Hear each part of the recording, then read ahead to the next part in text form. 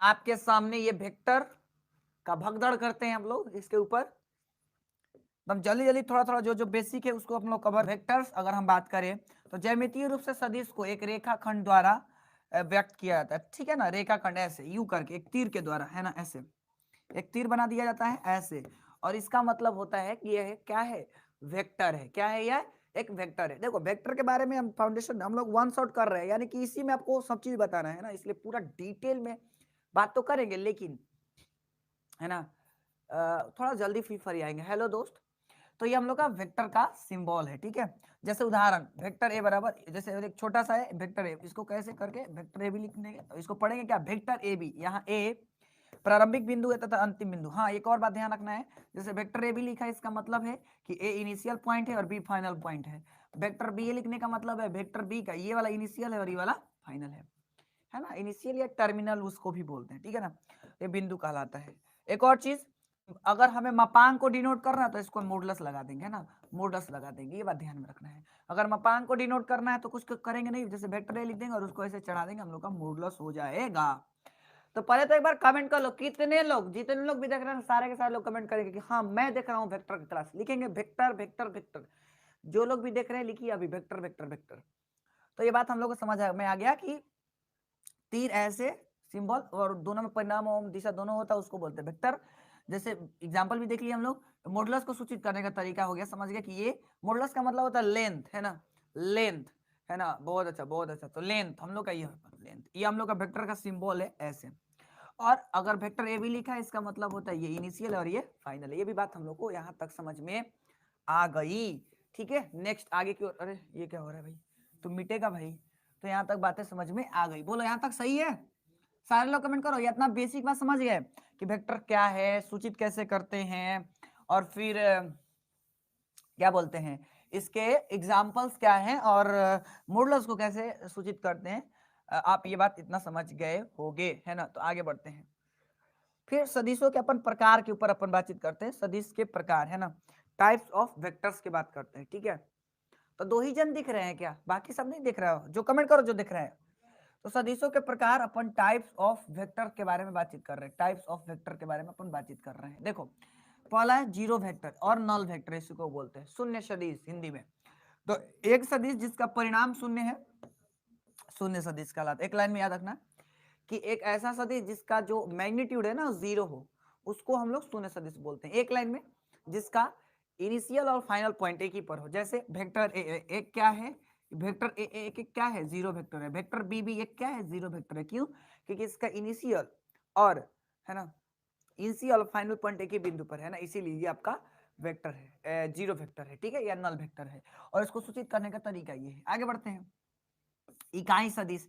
इकाई सदिश किसको बोलते हैं दोस्त, तो एक सदिश जिसका परिणाम इकाई हो, इकाई माने एक हो, एक ऐसा सदिश जिसका मैग्नीट्यूड एक हो उसको इकाई सदिश बोलेंगे, ठीक है। ये बात ध्यान में रखना है।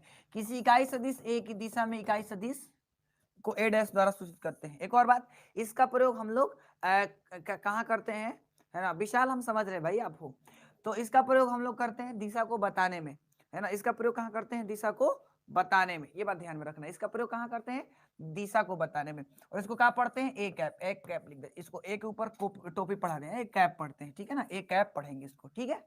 आगे बढ़ते हैं, और एक और चीज, वेक्टर ए का मैग्नीट्यूड कितना होता है, एक होता है। मैंने बोला यूनिट वेक्टर का मैग्नीट्यूड भी वन होता है, तो हम लोग का वन हो गया, ठीक है। और वन मैग्नीट्यूड कैसे लाते हैं, तो उस वेक्टर ए के उसके मैग्नीट्यूड से डिवाइड करने पर हम लोग को एक कैप मिल जाता है। यानी अगर हमें कभी भी यूनिट वेक्टर निकालना हो तो जो दिया गया वेक्टर है उसको, या नहीं भी दिया तो हम बना लेंगे, तो वेक्टर ए के उसके मैग्नीट्यूड से डिवाइड करने पर यूनिट वेक्टर मिलता है। जैसे कहने का मेरा मतलब है ना, 5 को 5 से डिवाइड करेंगे तो एक मिलता है ना, ऐसे ही वेक्टर ए को उसके मैग्नीट्यूड के साथ डिवाइड करने पर हम लोगों को यूनिट वेक्टर मिल जाता है। यानी यूनिट वेक्टर का फॉर्मूला आपको याद रखना है कि ए कैप बराबर होता है vector A by magnitude of vector है। ये याद रखना है, ये बहुत बार पूछ रखा है एग्जाम में, ठीक है ना, तो इसको याद रखना है आपको, नोट्स में आपको मिल जाएगा, अभी आप ध्यान में रखो। तो ये बात ध्यान में रखनी है आपको। तीसरा समदिश सदिश और असमदिश सदिश, यानी असमदिश सदिश, यानी लाइक एंड अनलाइक वेक्टर्स। तो आपको मैंने हर तरह का पढ़ा रखा है, एक लाइन में समझ लीजिए। सदिश समदिश कहलाते हैं। समदिश मतलब लाइक वेक्टर, यदि उनकी अभी दिशाएं समान हो, तथा असमदिश कहलाते हैं जब उनकी दिशाएं विपरीत हो। एक लाइन में समझिए, समदिश सदिश वे सदिश होते हैं, है ना, समदिश सदिश वे सदिश होते हैं जिनका, जैसे देखो ए वेक्टर ए है और एक और वेक्टर है, इसको हम लोग बोलेंगे वेक्टर ए है और वेक्टर बी है। यहां पर मैं बोलूंगा कि फिगर नंबर 1 है मान लीजिए, और यहां पर देखो ये भी वेक्टर ए है और यहाँ पर वेक्टर बी है, फिगर नंबर 2 है, तो मैं बोलूंगा ये लाइक वेक्टर है, लाइक वेक्टर से, ये लाइक वेक्टर से, ठीक है, और ये अनलाइक वेक्टर से, अनलाइक वेक्टर से, अनलाइक वेक्टर से, बोलो ठीक है। तो जब दिशा समान हो, मैग्नीट्यूड के बारे में मैं चर्चा नहीं कर रहा हूं, मैं एक लाइन में बोला जब दिशा समान हो तो उसको हम लोग बोलेंगे लाइक वेक्टर, और जब दिशा अलग अलग हो, विपरीत हो, तो उसको हम लोग बोलेंगे अनलाइक वेक्टर, यानी असमान सदिश, है ना। बोलो समझ में आया कि नहीं आया, कमेंट करिए। इतना बात समझ पाए, इतना बात समझ पाए कि नहीं समझ पाए? यस। एग्जाम्पल, अबे एग्जाम्पल तो मैं बता ही दिया यार, एग्जाम्पल ही है ना। देखो इन दोनों वेक्टरों का डायरेक्शन सेम है, इन दोनों वेक्टरों का डायरेक्शन अपोजिट है, इसलिए, है ना, इसीलिए अनलाइक है और ये लाइक है। आगे बढ़ते हैं। नाशीर देख रहे हो, नाशीर देख रहे हो क्या?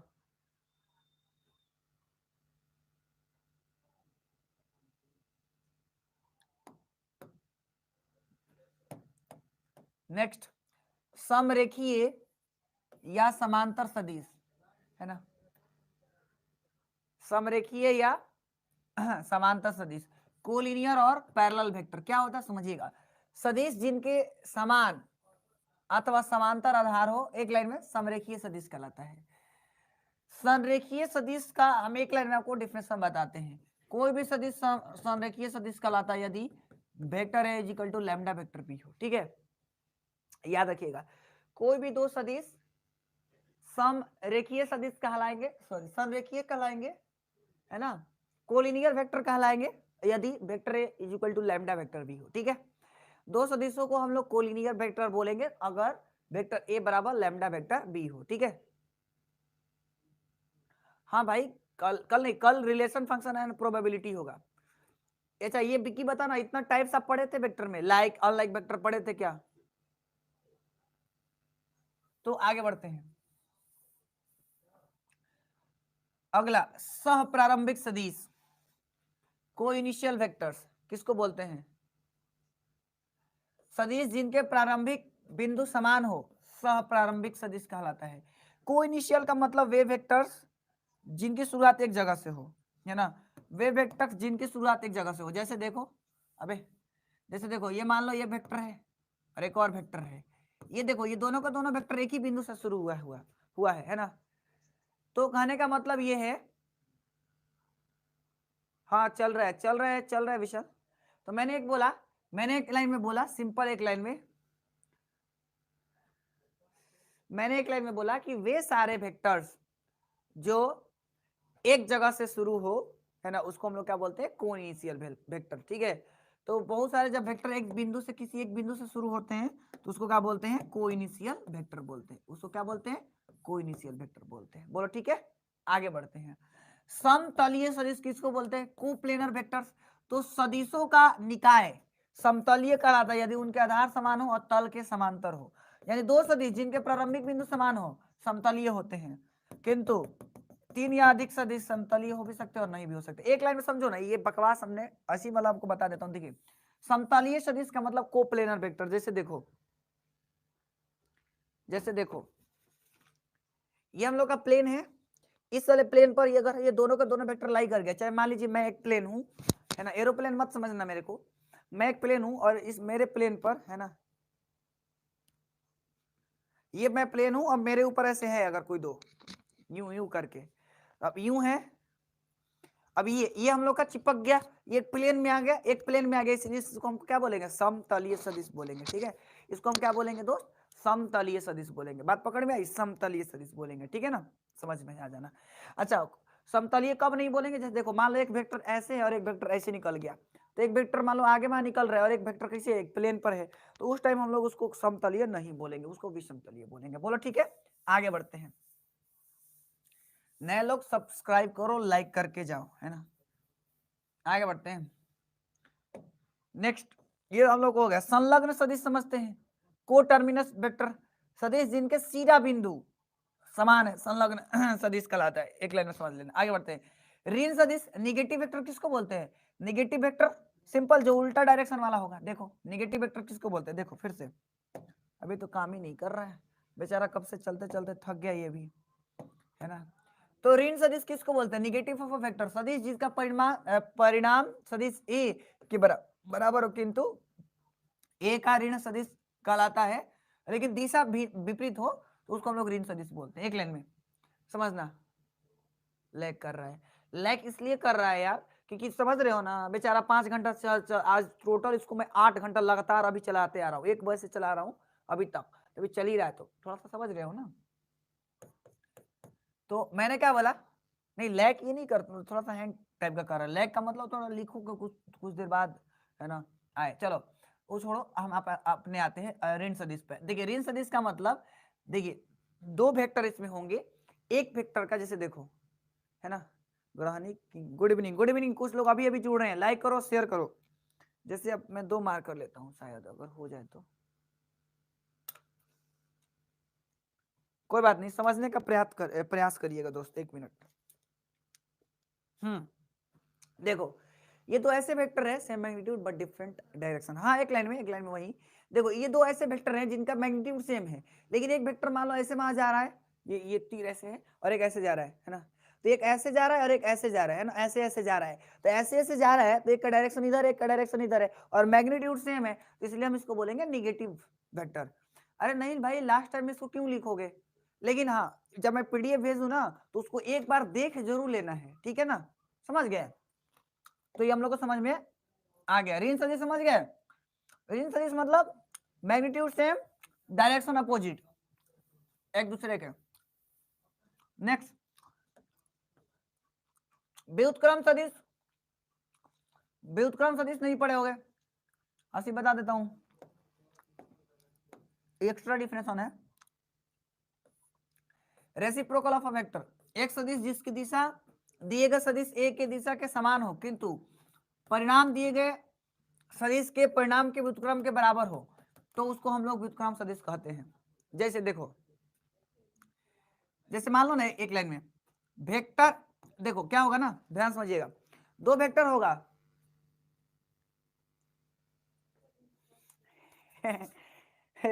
मुंह में पानी आ जा रहा है, ये सब क्लास 11 फिजिक्स में था।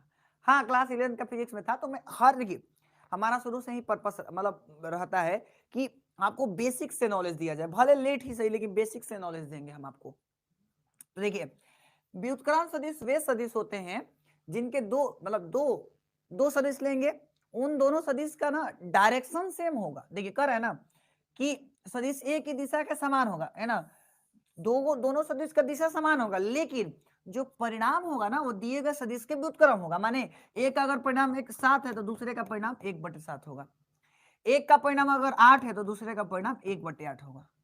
बात पकड़ में आ रही है। तो ये मतलब है 7 है तो 1/7 और 8 है तो 1/8, ठीक है। तो वही कर रहा हूं, लेकिन हाँ दोनों का क्या क्या क्या क्या डायरेक्शन सेम होगा, यानी वेक्टर ए का मैग्नीट्यूड ए और वेक्टर ए इनवर्स बराबर ए 1/a होगा। क्लियर है बात। चलिए उम्मीद है कि आप समझ गए होंगे।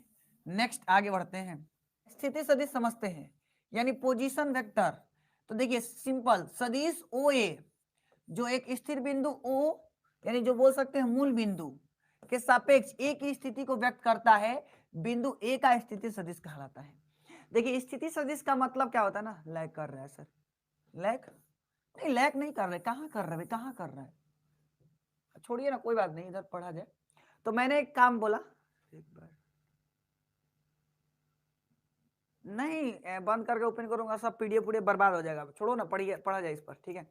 तो मैंने क्या बोला, मैंने बोला स्थिति सदिश का मतलब कि किसी एक बिंदु से फिक्स होगा और कोई एक बिंदु का स्थिति बताएगा। जैसे मान लीजिए हमने यहाँ से हूँ और मैं बोला कि यहाँ से वो वाला जगह वहां पर है ऐसे, तो यहाँ से हम लोग का मूल बिंदु हो गया और ये हम लोग का ये इस डायरेक्शन में जा रहा है, तो इसलिए क्या है, स्थिति सदिश है। अरे विशाल कुमार अभी आए, अभी जा लेगा, तो आए क्यों यार, गजब हो, है ना। तो कहने का मतलब ये हम लोग का मूल बिंदु है और ये हम लोग का ये है, तो ये हम लोग का क्या है, स्थिति सदिश है। यहाँ से ये वाला लाइन क्या हो जाएगा, स्थिति सदिश हो जाएगा। तो वही मैं बोला कि स्थिति सदिश में एगो मूल बिंदु फिक्स होता है और ये किसी बिंदु ए की स्थिति को व्यक्त करता है, किसी भी बिंदु ए की स्थिति को व्यक्त करता है, तो उसको स्थिति सदिश बोलते हैं। जैसे यदि बिंदु ए का कार्तीय निर्देशांक मान लीजिए है, मान लीजिए कोई बिंदु ए है जिसका कार्तीय निर्देशांक x, y, z है, तो वेक्टर ओ ए यानी कि कहने का मतलब स्थिति सदिश वेक्टर ओ ए बराबर हो जाएगा x i cap y j cap और z k कैप के बराबर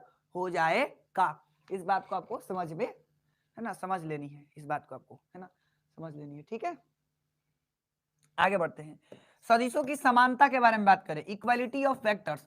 दो सदिश ए और बी समान कहलाएंगे, है ना, कब, जब उन दोनों का वेक्टर सॉरी उन दोनों का मैग्नीट्यूड और उनका क्या बोलते हैं, मतलब उनके बोले तो दिशा समान हो। एक लाइन में फिर से, कोई भी दो वेक्टर इक्वल वेक्टर कहलाता है तब जब उन दोनों वेक्टर का मैग्नीट्यूड सेम हो और उनकी दिशा समान हो, बोलो, ऐसी बोलोगे सचिन बहुत पिटेंगे। बोलो सब समझ पाए कि नहीं समझ पाए। तो इक्वल वेक्टर समझ गए। जैसे देखो, मान लीजिए हमने बोला X I cap plus Y J cap बराबर 2i cap plus 3j cap, तो x and y equal to what.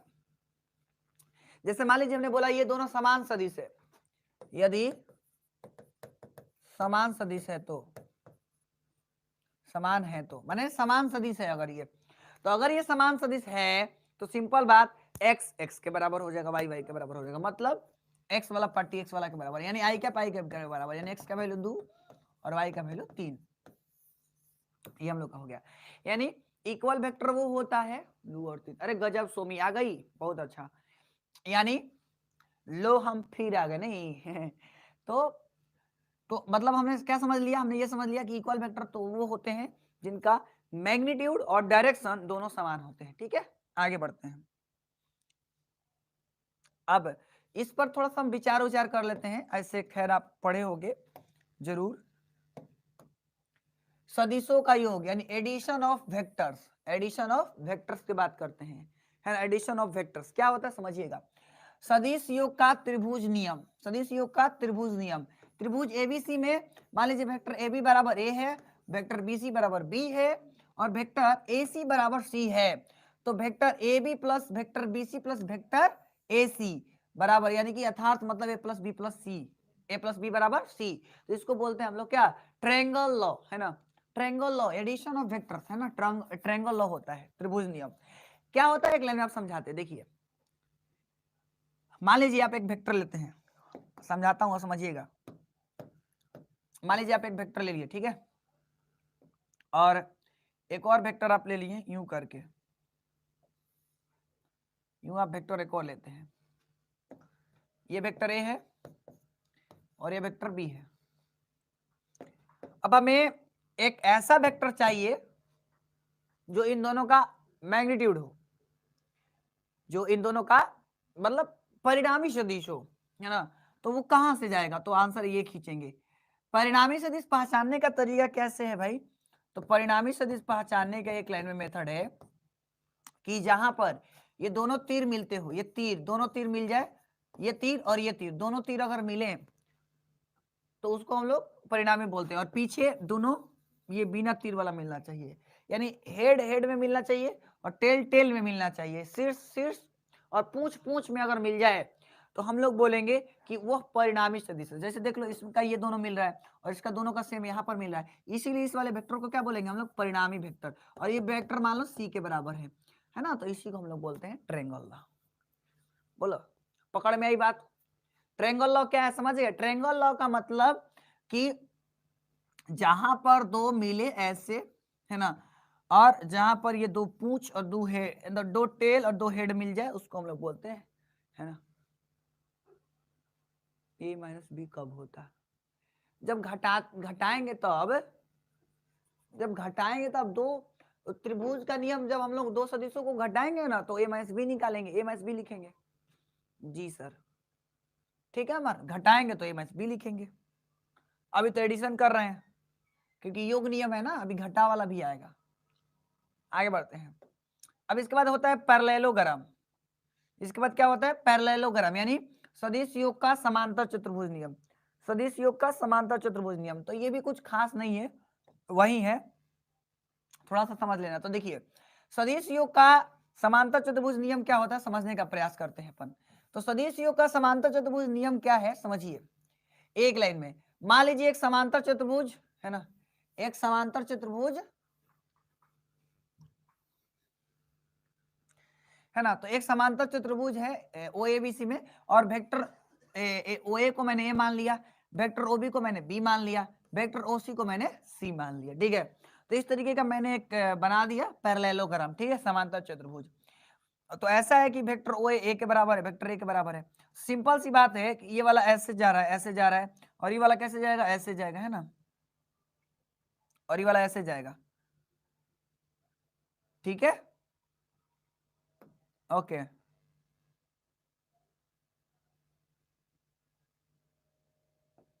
इस वाले का ऐसे हो जाएगा, है ना,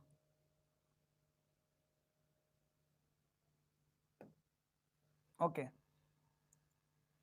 हाँ ठीक है। तो देखिए इधर, तो ये है, तो हम लोग, आप देखिए ध्यान से समझिएगा, हम लोग का ये वेक्टर ए है और ये क्या है, वेक्टर बी है।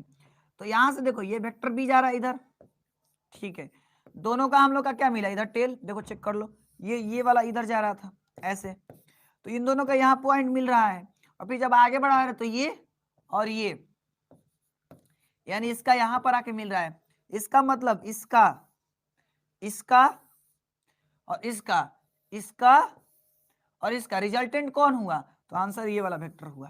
तो इस वाले वेक्टर को वही वाला जैसे पीछे किए थे ना, तो वही वाला रूल से हम लोग कर लेंगे, vector A plus vector B. तो ये आप फिजिक्स में खूब पढ़े होंगे, है ना, तो ये आप लोग फिजिक्स में खूब पढ़े होंगे। हाँ वही तो बोला, झुकेगा नहीं। तो ठीक है, तो ये हम लोग आगे समझ गए, आगे बढ़ते हैं। तो जैसे आप लोग पैरेललोग्राम, जैसे ट्रायंगल लॉ समझे, तो वैसे पैरेललोग्राम समझ सकते हैं, और फिजिक्स में आप भर भर के पढ़े होंगे। और आपको पता है ना, ये जो ओसी है, वेक्टर ओसी, वो क्या है, विकर्ण है समांतर चतुर्भुज का। आगे अब हम योग और घटाव के रूप में थोड़ा सा बात कर लेते हैं, है ना, योग और घटाव के रूप में बात कर लेते हैं दोस्तों।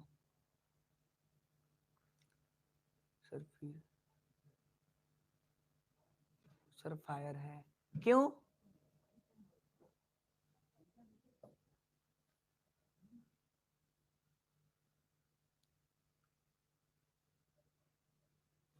चलिए अपन आगे बात करते हैं, यानी अब अपन बात करते हैं घटक के रूप में योग, घटक के रूप में योग, ये क्या होता है समझने का प्रयत्न करते हैं। तो देखिए, यदि सदिश आई जे के पदों में परिभाषित है, तो अर्थात कहने का मतलब वेक्टर ए बराबर अगर इस तरीके का दे रखा है, वेक्टर ए बराबर दे रखा है ए आई कैप, है ना, प्लस बी जे कैप और प्लस सी के कैप, और वेक्टर बी बराबर मान लीजिए इस तरीके का दे रखा है ना, B one I cap plus B two J cap plus B three K cap. अभी देखो लैग कर रहा है यार, है ना, तो vector B one I cap plus B two J cap और plus B three K cap दे रखा हो, तो उनका योग कैसे निकालेंगे, तो vector A plus vector B, और फिर लिख लेंगे कैसे, तो सिंपल जोड़ने का तरीका एक लाइन में सुनिए। जोड़ने का तरीका क्या है, आई को आई के साथ जोड़ेंगे, जे को जे के साथ जोड़ेंगे, और के को के साथ जोड़ेंगे। तो वही वाला मैंने किया, A one plus B one, A two plus B two, A three plus B three, है ना, इस तरीके से परिभाषित कर लेंगे। और सदिश योग के गुणधर्म के अपन समझते हैं। देखो जोड़ने आ गया कि नहीं आ गया, समझ गए कि नहीं समझ गए, समझ गए।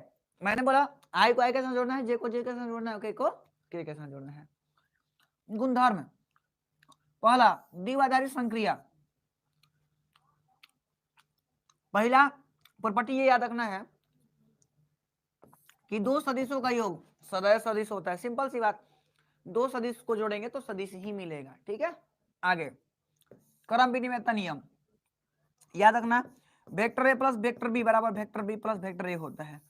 यानी vector A plus vector B जोड़ूं या vector B plus vector A जोड़ूं, दोनों एक बात है। यानी मैं पहले वेक्टर ए ले लूं फिर वेक्टर बी ले लूं, या पहले वेक्टर बी ले लूं फिर वेक्टर ए ले लूं, दोनों को जोड़ो, बात एक ही होगा। ठीक है, इसी तरीके से वेक्टर सहचार्य नियम का भी पालन करता है। यानी अगर मैं 3 को सदिश लेता हूं, वेक्टर ए बी सी ऐसे करके 3 सदिश लेता हूं, ठीक है, और उन तीनों सदिश को अगर हम जोड़ना शुरू करेंगे तो सिंपल आप पहले अलग ए को कर लीजिए और फिर दोनों को जोड़िए। मतलब वेक्टर ए को अलग कर लो और वेक्टर ए को मान लो आप अलग कर लिए, वेक्टर ए को आप अलग कर लीजिए और मान लीजिए आप vector B plus vector C को पहले जोड़ लिए, या फिर आप वेक्टर ए बी को जोड़ो या फिर वेक्टर बाद में सी को जोड़ो, बात एक ही होता है, इसमें कोई दिक्कत वाली बात नहीं। यानी 3 सदिश का अगर हम एक लाइन में बोले ना सहचार्य नियम का पालन करता है 2 सदिश, तत्समक 0 में जोड़ो या ए में 0 जोड़ो, बात एक ही है। माने शून्य सदिश में अगर हम कोई वेक्टर जोड़े या पहले वेक्टर ए में शून्य सदिश जोड़े, बात एक ही होगा।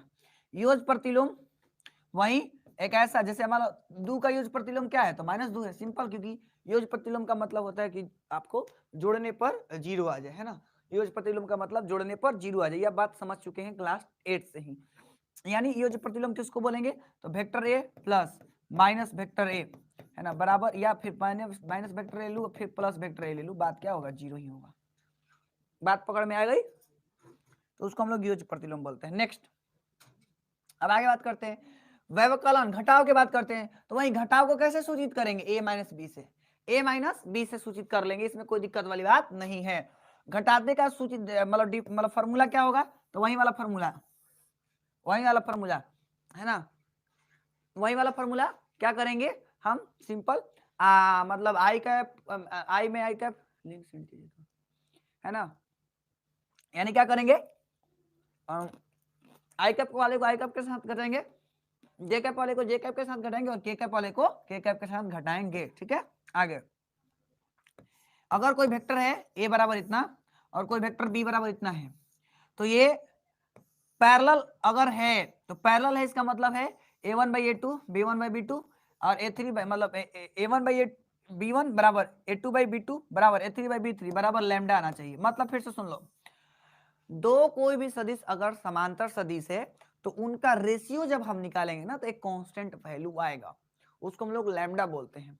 इसीलिए हम बार बार डिफरेंस हम बोल रहे हैं कि vector A lambda vector B समांतर होने का सदिश या समांतर होने का शर्त या संरेख होने का शर्त, कोई भी दो वेक्टर संरेखी कहलाते हैं अगर इस शर्त में हो या उनका रेशियो निकालने पर एक कांस्टेंट वैल्यू है, पैरेलल बोलेंगे, कोलिनियर बोलेंगे।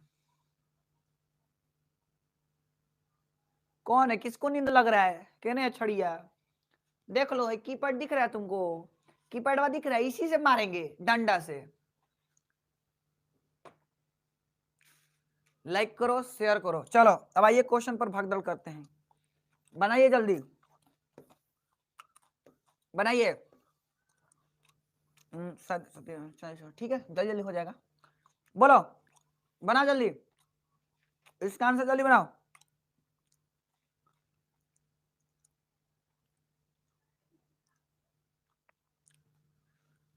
ऑब्जेक्टिव में आता है सब, अब जल्दी जल्दी खींच देते हैं हम लोग सॉल्यूशन। करें बिंदु 3 4 5 की स्थिति सदिश निकाले एक लाइन में।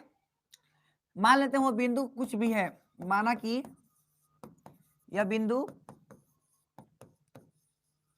माना कि यह बिंदु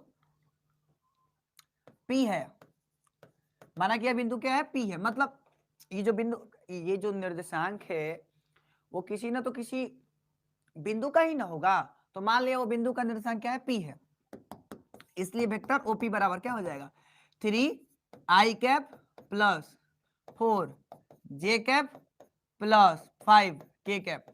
ये एक लाइन में निकालने का ट्रिक है, और लॉन्ग मेथड से बनाओगे तो आपको ओरिजिन में से घटाना होगा, क्योंकि वेक्टर ओपी का मतलब क्या होता है, वेक्टर ओपी का मतलब होता है कि वेक्टर पी सॉरी हाँ final minus vector P minus vector O हो जाएगा, है ना। तो ये बात ध्यान में रखना है। कुल मिलाकर हम ये कहना चाहते हैं जब भी आपको स्थिति सदिश निकालना है आप कुछ करोगे नहीं, सबके साथ आई कैप जे कैप और के कैप चिपका दोगे, बहुत अच्छा। देखो सवाल लिखते ही कुछ तो का आंसर आ जाता है, अरे गजब ही गजब। नेक्स्ट सवाल, ये है, ये इस पर लगा लो स्टार, क्योंकि हर साल इस पर सवाल आते हैं दोस्तों, हर साल इस पर सवाल आते हैं। आइए सॉल्यूशन करते हैं इसको। सवाल है वेक्टर ए बराबर 3i cap plus 5j cap plus 2k cap के अनुदिश मात्रक सदिश आपको निकाल के बताना है कि कितना होगा। सिंपल है, तो हम लोग लिखेंगे मात्रक सदिश। अभी हमने फॉर्मूला पढ़ाया, वेक्टर ए बराबर ए कैप बराबर वेक्टर ए बटा में वेक्टर ए का मैग्नीट्यूड। तो ये मैंने निकालना सिखाया आपको मात्रक सदिश का। तो पहले तो हमें वेक्टर ए दे रखा है, तो लिखेंगे चूंकि वेक्टर ए बराबर 3i cap plus 5j cap plus 2k cap है, ठीक है। तो अब मैं लिखूंगा, अब वेक्टर ए का क्या निकालेंगे दोस्त, मैग्नीट्यूड निकालेंगे। मैग्नीट्यूड कैसे निकालते हैं, तो जो भी है उसका स्क्वायर कर देते हैं। तो 3 का स्क्वायर 9, 5 का स्क्वायर 25 और 2 का स्क्वायर 4।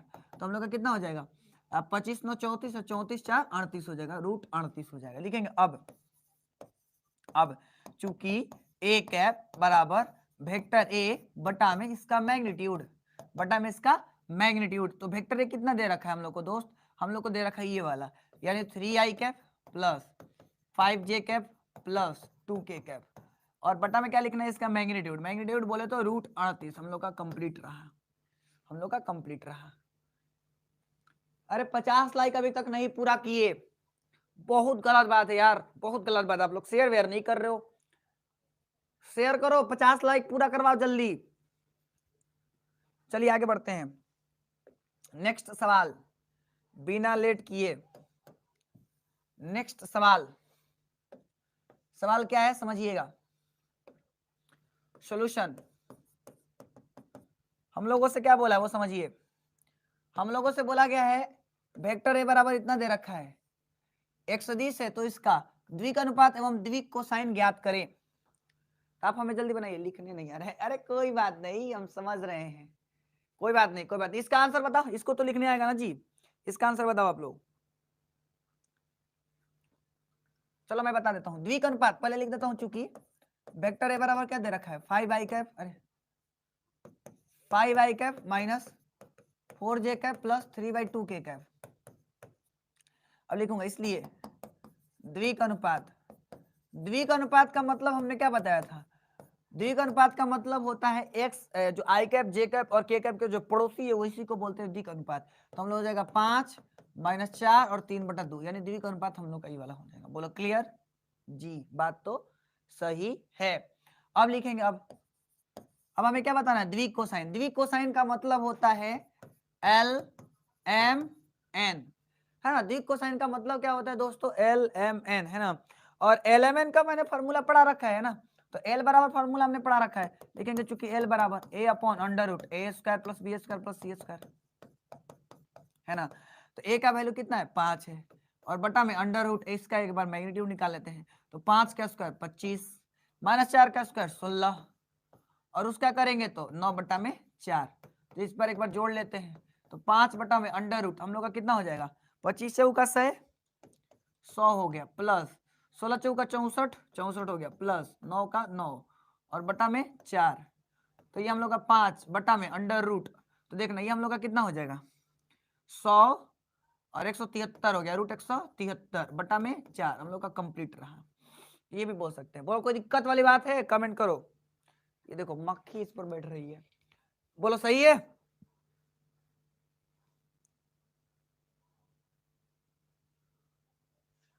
तो ऐसी एन भी आप निकाल सकते हो, पहले तो एम निकालना है, एम निकालना है। तो फॉर्मूला यही लगाएंगे, B upon under root A square plus B square plus C square. तो बी के जगह पर कितना रखना है -4, और इसको सोल्व करने पर उतना आया है रूट 73/4, रूट 73/4। इसी प्रकार आप निकाल सकते हो एन, एन का फॉर्मूला वही सी बटा में लगा लोगे, under root A square plus B square plus C square, ठीक है। तो सी का वैल्यू 3/2 है, तो 3/2 लिख लिया, फिर अंडर रूट, अरे फिर अंडर रूट 173 लिख लिया, और बटा में 4 लिख लिया हम लोग का कंप्लीट। आप इसको उलट पुलट सकते हो आप। वीडियो क्लियर है, अरे कैसे क्लियर होगा, मक्खी बैठ गई थी, मक्खी आ गई, हाँ मक्खी आ गई थी ना, इसीलिए वीडियो गड़बड़ हो रहा था।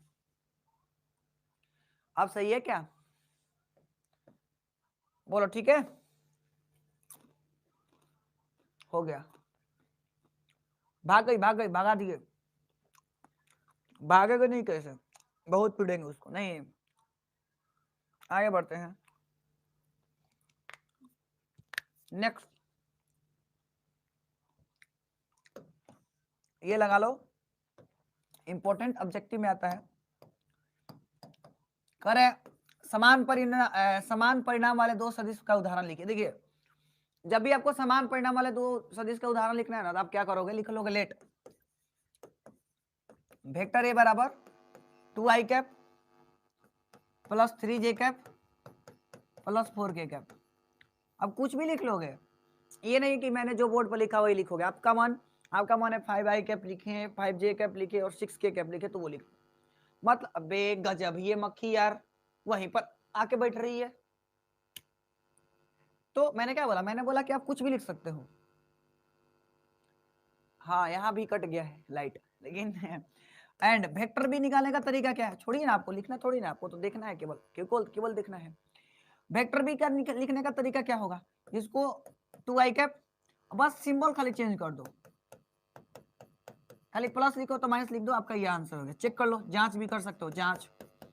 वेक्टर ए का मैग्नीट्यूड निकाल लो, देख लो, अंडर रूट बना लो, 4 9 16, 16 9 25 4 29।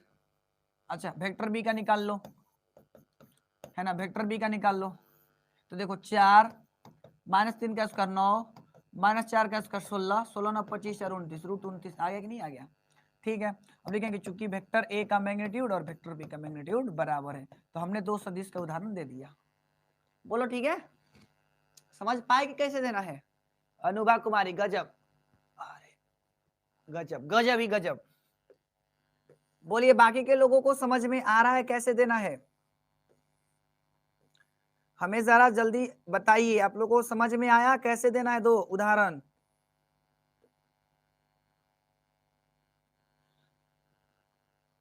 चलिए आगे बढ़ते हैं। यस सर, बहुत अच्छा। तो नेक्स्ट बात समझते हैं, ये भी आपका 2 मार्क्स में आता है, ये भी टॉपिक काफी इंटरेस्टिंग और इंपॉर्टेंट है। ठीक है, ओके ओके।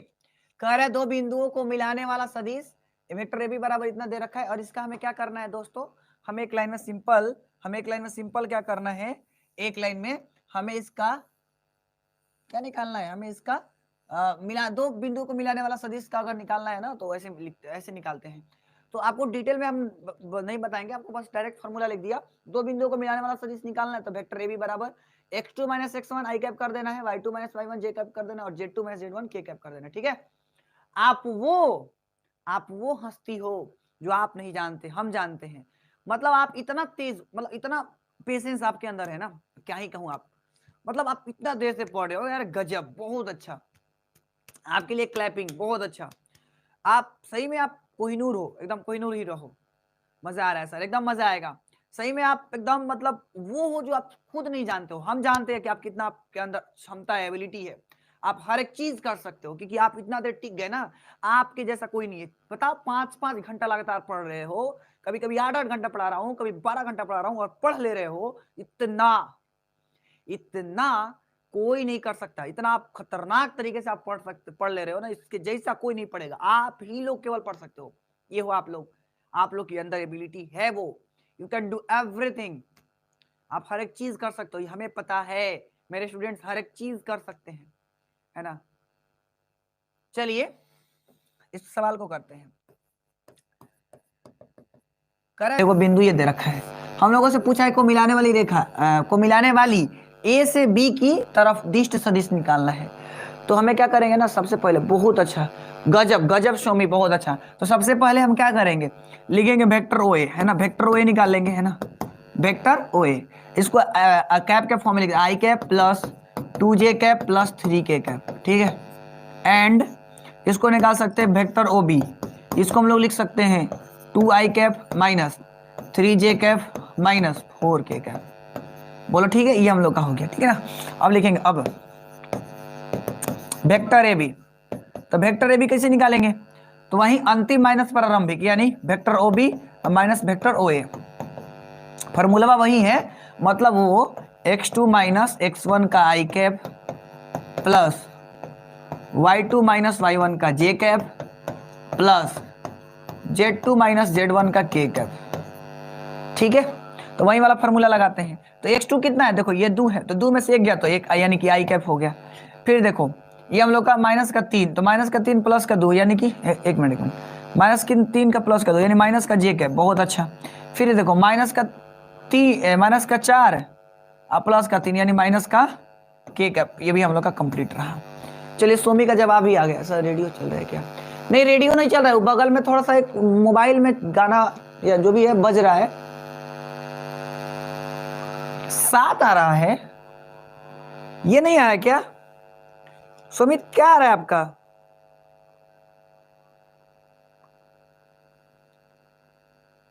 ओ हाँ हाँ हाँ, एकदम एकदम मैंने ही गड़बड़ कर दिया। नहीं -2 -3 -5 ना हो, और यहाँ पर -7। एकदम ग्रेट सोमी, ग्रेट। हाँ एकदम सोमी का सही है भाई, सोमी का सही है, सोमी का सही है, एकदम 100% सही है। 3 2 5 4 3 7, मैं ही गड़बड़ कर दिया था। बोलो किसी को दिक्कत? हाँ x2 माइनस x1 करना था, इसलिए मैंने गड़बड़ कर रखा है। मैं उसी में क्वेश्चन से घटाने लगा। चलो ठीक है, आगे बढ़ते हैं। नेक्स्ट सवाल, विभाजन सूत्र आप समझ ही रहे हैं, इसमें तो नो डाउट है ना। तो विभाजन सूत्र 2-3 तरीके से, अंतःविभाजन पूछेगा तो फॉर्मूला ही लगाना है, vector r is equal to, no doubt. बहुत अच्छा बहुत अच्छा अमर, आपका आंसर नहीं आ रहा है अमर। अनुभा कुमारी, गजब अनुभा, आप कहाँ से हैं? बहुत अच्छा पढ़ाई कर रही भाई। तो vector r is equal to m vector b plus n vector a और बटा में m प्लस n, यानी क्या लिखना है, m वेक्टर b लिखना है और n वेक्टर m और n क्या हो, रेशियो दिया होगा है ना। mn क्या है, mn एक रेशियो है, ठीक है, रेशियो दिया होगा। बोलेगा 2:1 में डिवाइड कर रहा, 3:1 में डिवाइड कर रहा, ऐसे बोलेगा, ठीक है। तो ठीक है, तो बाह्य विभाजन निकालना है तो बस सेम लिखना है, बस खाली बीच में माइनस लगा देना है। मध्य बिंदु बोले तो दोनों वेक्टर को जोड़ के आधा कर देना, खत्म, टाटा बाय बाय। आगे बढ़ते हैं। इसका अपन क्या करते हैं, अपन कॉल आ गया था इसलिए नहीं दिया, कोई बात नहीं कोई बात नहीं। निशु कुमारी, अच्छा ठीक है, बहुत अच्छा, अच्छी बात है भाई। करे 2 बिंदु P एंड Q लीजिए जिनके स्थिति सदिश वेक्टर OP बराबर इतना है और वेक्टर OQ बराबर इतना है। एक बिंदु R की स्थिति सदिश ज्ञात करें जो वेक्टर P एंड Q को मिलाने वाली रेखा को किस रेशियो में डिवाइड कर रहा है, 2:1 में। तो आप निकालिए अंतःविभाजन का और बाह्य विभाजन, इस तरीके से आपको निकालना है। फिर से सुनिए, हमें क्या करना है, हमें स्थिति सदिश ज्ञात करना है, R का स्थिति सदिश ज्ञात करना है। कब? तो अंतःविभाजन के टाइम में और बाह्य विभाजन के टाइम में, जब रेशियो 2:1 में डिवाइड हो रहा है तब, ठीक है ना। तो आइए अब लिखेंगे, चूंकि इसको वेक्टर ए बोल देते हैं तो लेट वेक्टर ओपी बराबर क्या बोल देता हूं, वेक्टर ए बराबर 3 vector A minus 2b vector, ठीक है। एंड इस वेक्टर OQ को मैं नाम देता हूं वेक्टर बी, है ना। तो इसको vector A plus vector B है और रेशियो m बराबर चेक कर लो 2 है और n बराबर चेक कर लो 1 है। अब लिखेंगे अब अंतः विभाजन, देखो अंतः विभाजन में हम लोग पढ़ रखे हैं ना r बराबर, है ना, r बराबर क्या पढ़ रखे, अंतः विभाजन में पढ़ रखा, अंतः विभाजन वेक्टर r बराबर m vector b plus n vector a बटा में इन दोनों का एडिशन, तो m का m, अब वेक्टर b बोलो, वेक्टर b कितना है, तो हम लोग का ये है, तो vector a plus vector b है, ठीक है। अच्छा m का भी वैल्यू चिपका ही देते हैं, m का वैल्यू कितना है देख लो, m का वैल्यू 2 है तो 2 लिख दिया, बोलो ठीक है। आगे बढ़ते हैं आप, हाँ प्लस n के जगह पर कितना रखना है दोस्त, 1 रखना है। तो वेक्टर ए की जगह पर कितना रखना है, तो ये रखना है वेक्टर 3a मतलब 3 और 2b वेक्टर रखना है बटा में m प्लस n, मतलब दोनों को जोड़ देंगे तो 2 + 1 बोले तो 3 हो जाएगा। अब बस खाली इसमें ऐड कर लेते तो 2a हो जाएगा प्लस 2b हो जाएगा, बस 2 से मल्टीप्लाई कर दिया, प्लस का 3 vector A minus 2b vector और बटा में 3। अच्छा इतना स्पीड बता रहा हूं, समझ में आ रहा है ना, समझ में आ रहा है ना, इतना स्पीड बता रहा हूं तो बहुत अच्छा अमर। तो देखो 2 3 5, तो ये तो खत्म, यानी 5 वेक्टर है भाई 3, ये हम लोग का हो जाएगा आर का स्थिति, है ना। वेक्टर आर हम लोग का आ जाएगा ये। आगे बढ़ते हैं, ये तो हम लोग का मतलब अंतर विभाजन। अब बाह्य विभाजन, बाह्य विभाजन दोस्तों कमेंट करें आपको समझ में आ रहा है ना। थोड़ा तेज बता रहा हूं, तेज तो बताना बनता है क्योंकि बहुत सारा भी पढ़ना है हम लोग को। तो अब एम लिखना है, एम तो 2 है, वही काम vector A plus vector B, बीच में खाली माइनस लगा देना है, 1 3a माइनस 2b वेक्टर में, और बटा में दोनों को घटा देना तो नीचे आ जाएगा 1। ठीक है सर दोस्त लोग, अरे गजब यार। तो देखो ये हम लोग का हो जाएगा 2a vector 2b vector minus 3a vector minus minus plus 2b vector. तो 2 और ये देखो ये हम लोग का हो जाएगा घट के, ये 2 दूनी का 4a और माइनस का वेक्टर है, एक मिनट 4 वेक्टर बी, देखो 2 2 4 वेक्टर बी, ये घटेगा तो माइनस का वेक्टर, ये कंप्लीट रहा। हाँ ये बताना ये विकी सर अपना, ये काफी मस्त सवाल है, इस पर लगा लो स्टार, काफी मस्त सवाल है, काफी मस्त सवाल है। नहीं है सर, नहीं है, नो डाउट, बहुत अच्छा बहुत अच्छा, गजब गजब ही गजब। करे एक सदिश है ना, एक सदिश है यूं करके, और हमें इसके अनुदिश एक ऐसा सदिश ज्ञात करना है जिसका परिणाम कितना हो, 7 हो, 7 इकाई हो। देखिए दोस्त जब भी ऐसा 7 इकाई हो, जब भी ऐसा सवाल है ना, आप एक लाइन में याद रखना, मैंने क्या बोला, मैंने ये बोला कि आपको क्या करना है, सुनिएगा ध्यान से। मैंने ये बोला कि आप जब कभी भी ऐसा सवाल है वेक्टर ए बराबर दिया हुआ कह रहा है कि इसकी परिणाम 7 इकाई है, और ऐसे सवालों को बनाना है, तो उसको तरीका क्या होता है मैं सिखा रहा हूं, सुनिएगा। अब देखिए एक लाइन में समझिए, आप एकक नियम पढ़े हैं ना, जैसे 10 कलम का दाम अगर 100 रुपया है तो 20 कलम का दाम निकालें, ऐसा नियम पढ़े हैं ना जी।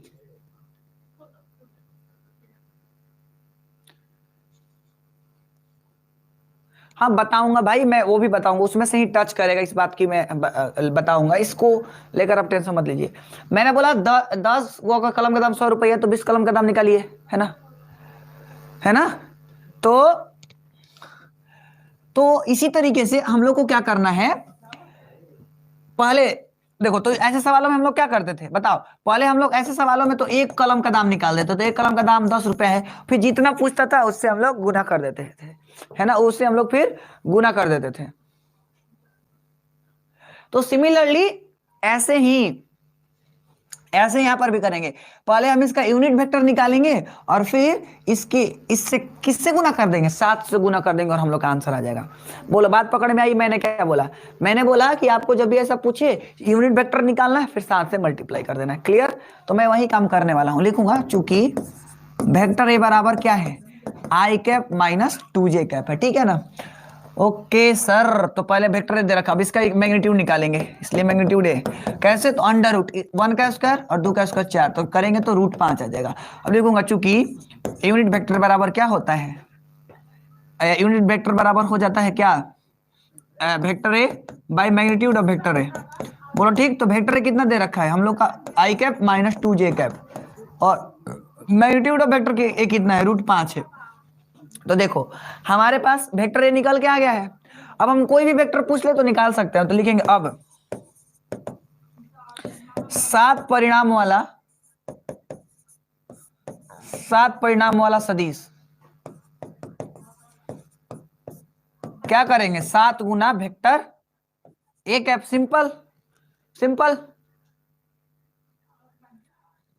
तो 7 का 7, अब वेक्टर ए कैप कितना है, तो ये वाला है ना, यानी आई कैप माइनस 2j कैप और बटा में √5, तो 7 बटा में √5 और आई कैप माइनस 2j कैप, ये रहा कंप्लीट। सदिशों का अदिश गुणनफल के ऊपर बातचीत करते हैं। सदिशों का अदिश गुणनफल यानी स्केलर या dot product of 2 vectors upon dot product के ऊपर बातचीत करते हैं अपन, ठीक है, डॉट प्रोडक्ट के ऊपर बातचीत करते हैं। तो देखो, दो सदिशों का अदिश गुणनफल को सबसे पहले, यदि ए और बी दो अशून्य सदिश है और थीटा उनके बीच का कोण है, तो उनका अदिश गुणनफल को ए डॉट बी से सूचित करते हैं। याद रखना, दो सदिशों के अदिश गुणनफल को vector A dot vector B से सूचित किया जाता है ना।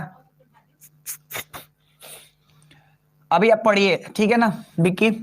इसे अदिश इतना के रूप में परिभाषित करते हैं, मतलब याद रखना, इसका डिफाइन कैसे करेंगे, तो vector A vector B cos theta, यानी vector A dot vector B बराबर क्या होता है, vector magnitude of vector A into magnitude of vector B into cos theta. ये फॉर्मूला याद रखना है, ठीक है ना। जहां vector A and vector B क्रमशः कोण है किसके बीच का, 0 से 180, यानी कि याद रखना ये जो थीटा है ना, वो थीटा कहां से कहां तक हो सकता है, तो लेस देन इक्वल टू 180 और greater than equal to 0 degree. याद रखना है, यानी कि जो आपका थीटा है ना, ये वाला थीटा, वो थीटा किसके बीच लाई कर सकता है, तो 0 से 180 के है ना बीच लाई करेगा, और 180 भी हो सकता है, 0 भी हो सकता है। तो ये बात ध्यान में रखना है। बोलो क्लियर, कोई दिक्कत वाली बात। यानी vector A dot vector B बराबर क्या होता है, ए बी कॉस थीटा, है ना, उसका याद रखना है क्या। नेक्स्ट आगे बढ़ते हैं, आगे बढ़ते हैं। दो सदिशों के बीच का कोण अगर हम बात करें कैसे निकाले, तो वो समझना। दो सदिशों के बीच का अगर हम कोण निकाले तो कैसे निकालेंगे वो समझो। तो दो सदिशों के बीच का कोण निकालने का तरीका है, एक लाइन में समझना। तो दो सदिशों के बीच का कोण निकालने का तरीका, निशु आप रिवीजन करिए ना, आप इन चीजों को रिवीजन करिए तो ज्यादा बेहतर होगा, ठीक है। तो मैंने क्या बोला, सुनना, मैंने बोला कि दो सदिशों के बीच का कोण, यदि मतलब ए और बी दो सदिश है जिनके बीच का कोण थीटा है, तब vector A dot vector B बराबर क्या होता है, ए बी कॉस थीटा होता है। अभी अभी हम लोग सीखे कि ये बराबर होता है vector A vector B cos theta. बोलो ठीक है, आगे बढ़ते हैं। तो इस वाले हिसाब से थीटा के बराबर ये हम लोग का हो जाएगा, थीटा बराबर क्या हो जाएगा, थीटा बराबर हो जाएगा कॉस इनवर्स, है ना, कॉस इनवर्स थीटा बराबर हो जाएगा cos inverse vector A dot vector B magnitude of vector A और into magnitude of vector B. बोलो क्लियर है, ये हम लोग को समझ में आ गया।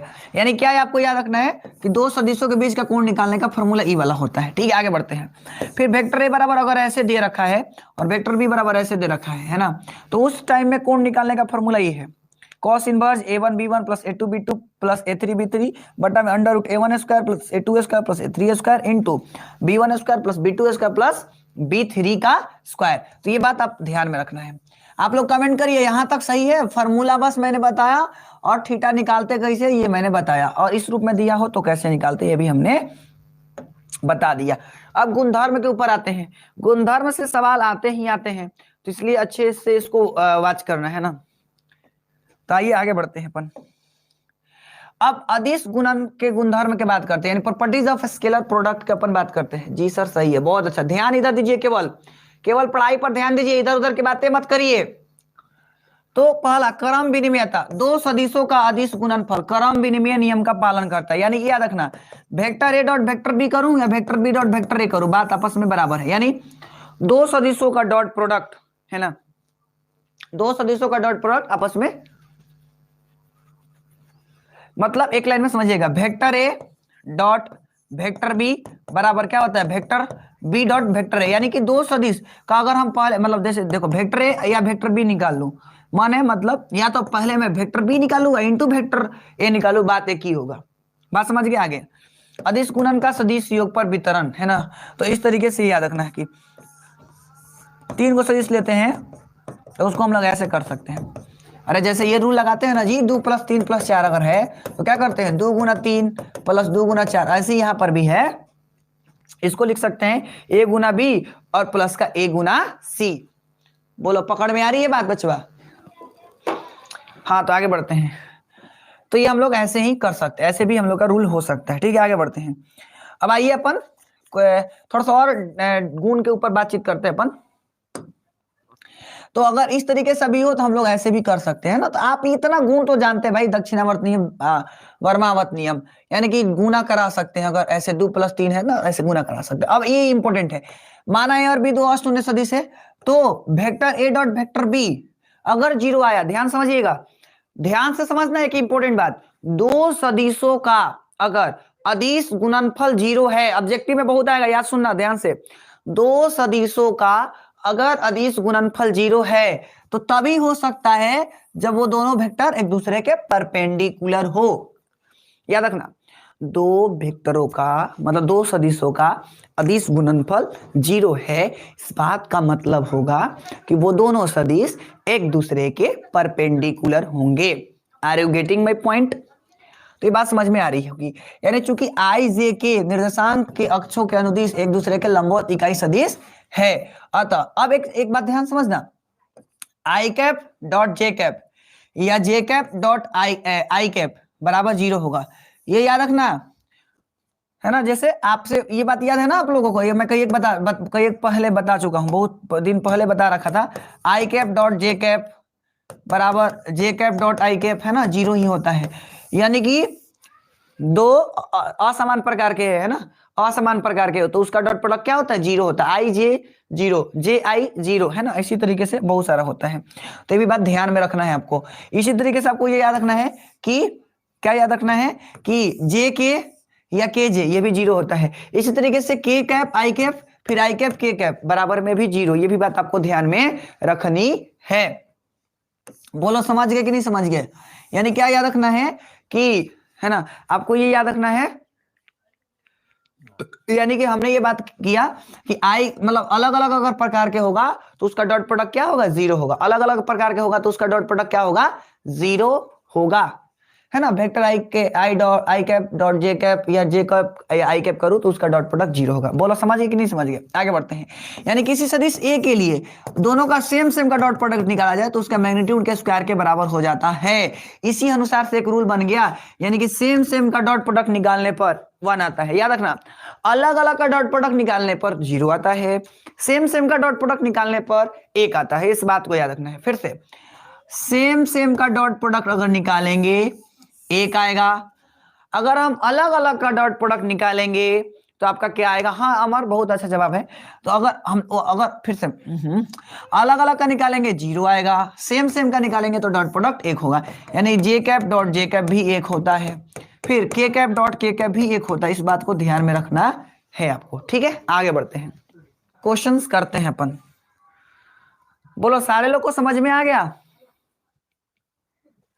एंटी पैरेलल हो तो डी में, हाँ बोलो कोई दिक्कत वाली बात है? अमर, अमर कोई दिक्कत? चलिए आइए सवाल करते हैं, महत्वपूर्ण सवाल। आइए सॉल्यूशन मारते हैं इसका। सवाल है यदि वेक्टर ए बराबर इतना वेक्टर बी बराबर उतना तो कॉस थीटा बराबर कितना? तो एक लाइन में सिंपल बात है भाई, सिंपल बात है। क्या बात है सर? सिंपल वाली। तो मैं लिखूंगा चूंकि वेक्टर ए बराबर दे रखा है 3i cap plus 2j cap plus k cap, and vector B बराबर हम लोग का दे रखा है i cap plus 3j cap minus 2k cap, है ना। अब लिखेंगे चूंकि cos थीटा बराबर क्या होता है? तो cos थीटा बराबर हमने पढ़ाया अभी vector A dot vector B और बटा में इन दोनों का मैग्नीट्यूड का मल्टीप्लीकेशन, ठीक है, मैग्नीट्यूड का मल्टीप्लीकेशन, ठीक है। बहुत अच्छा धीरज। 43 लाइक हो चुका है, 50 करिए। तो अब हम लोग का cos थीटा लिख लिया। तो यहां से vector A dot vector B निकालना है। तो वेक्टर ए कितना है? तो 3i कैप है। सोमी देख रही हो क्या? तो ये हम लोग का है। फिर डॉट प्रोडक्ट निकालना है i cap plus 3j cap minus 2k cap का, ठीक है। और बटा में इन दोनों का मैग्नीट्यूड, यानी अंडर रूट लिखेंगे। अंडर रूट इसका में तितरी का 9 प्लस 4 प्लस 1, फिर इंटू करना है, इंटू इसका यानी 1 प्लस 9 प्लस 4, है ना। तो ये हम लोग का हो जाएगा। तो सिमिलरली हम लोग का हो जाएगा cos थीटा बराबर, तो 3 एकम 3, फिर 3 दूनी का 6, फिर माइनस का 2, और बटा में डॉट प्रोडक्ट निकालने आता है ना। डॉट प्रोडक्ट देखो मैं फिर से बता देता हूं, डॉट प्रोडक्ट सेम सेम का 1, अदर सब का 0। तो जो अदर सब है ना, अदर सब नहीं क्यों दोगे भाई, क्या क्या मतलब है, नहीं छोड़िए अपना पढ़िए, ठीक है ना, अब अपना अच्छे तरीके से पढ़िए। तो मैंने क्या बोला, डॉट प्रोडक्ट निकालने का तरीका है ना, सेम सेम का क्या करना है, सेम सेम का 1 होता है और अलग अलग का 0, तो अलग अलग का करना ही नहीं है। तो जैसे देखो आई जे का करोगे तो 0 हो जाएगा, तो उसका करना ही नहीं, आपको सेम सेम का करके खाली करना है डॉट प्रोडक्ट, ये निकालना मैंने सिखा रखा है। तो ये कितना हो जाएगा, 9 4 13 1 14, यानी √14, ये भी √14। आगे बढ़ते हैं अपन, तो ये हम लोग का हो जाएगा cos theta is equal to, यानी कि ये हम लोग का कितना हो जाएगा, 6 3 9, 9 में से ये गया तो 7, यानी कि हो जाएगा हम लोग का 7/14। तो कट के हो जा रहा है 1/2, तो थीटा बराबर हम लोग का क्या हो जाएगा, cos इनवर्स 1/2। और 1/2 का मतलब कितना, 1/2 का मतलब हम लोग पढ़ रखे हैं कितना डिग्री होता है भाई, 60 डिग्री होता है, कितना डिग्री, 60 डिग्री, यानी कि π/3 हो जाएगा, π/3 हम लोग का आंसर। बहुत अच्छा सोमी और अमर, गजब, बेहतरीन, खतरनाक आंसर दे रहे हो, जितने लोग पढ़ाई कर रहे हैं ना आंसर दे रहे हैं ना, गजब, दिल खुश हो जा रहा है, गजब, बहुत अच्छा। नेक्स्ट आगे की ओर बात करते हैं। सर 50 लाइक पर पार्टी दीजिएगा ना। अबे बदमाश, पार्टी कैसे दूंगा, मैं तो यहाँ पर हूँ, आप वहां पर हो, बताओ पार्टी कैसे मिलेगा, पार्टी कैसे देंगे, बताने का जरा हमको, दिमाग लगाने का जरा, इसको बताओ हमको आंसर फटाफट, सवाल मस्त है ये, बताने का आंसर इसका, π/3, गजब अनुभा, गजब, बेहतरीन, इसको बताना जरा हमें आंसर, जल्दी बताओ, फटाफट बताने का, इसका मस्त सवाल है, मस्त सवाल एकदम, देखो। और ये शायद बिहार बोर्ड में भी आ रखा है, तो बिहार बोर्ड में भी आ रखा है, तो ध्यान में रखना। सवाल है, सॉल्यूशन इसको करते हैं पहले। तो कह रहा है वेक्टर ए एक मात्रक सदिश है और इसका डॉट प्रोडक्ट दे रखा है दोस्त, डॉट प्रोडक्ट है और बराबर में 8 है, तो कितना होगा।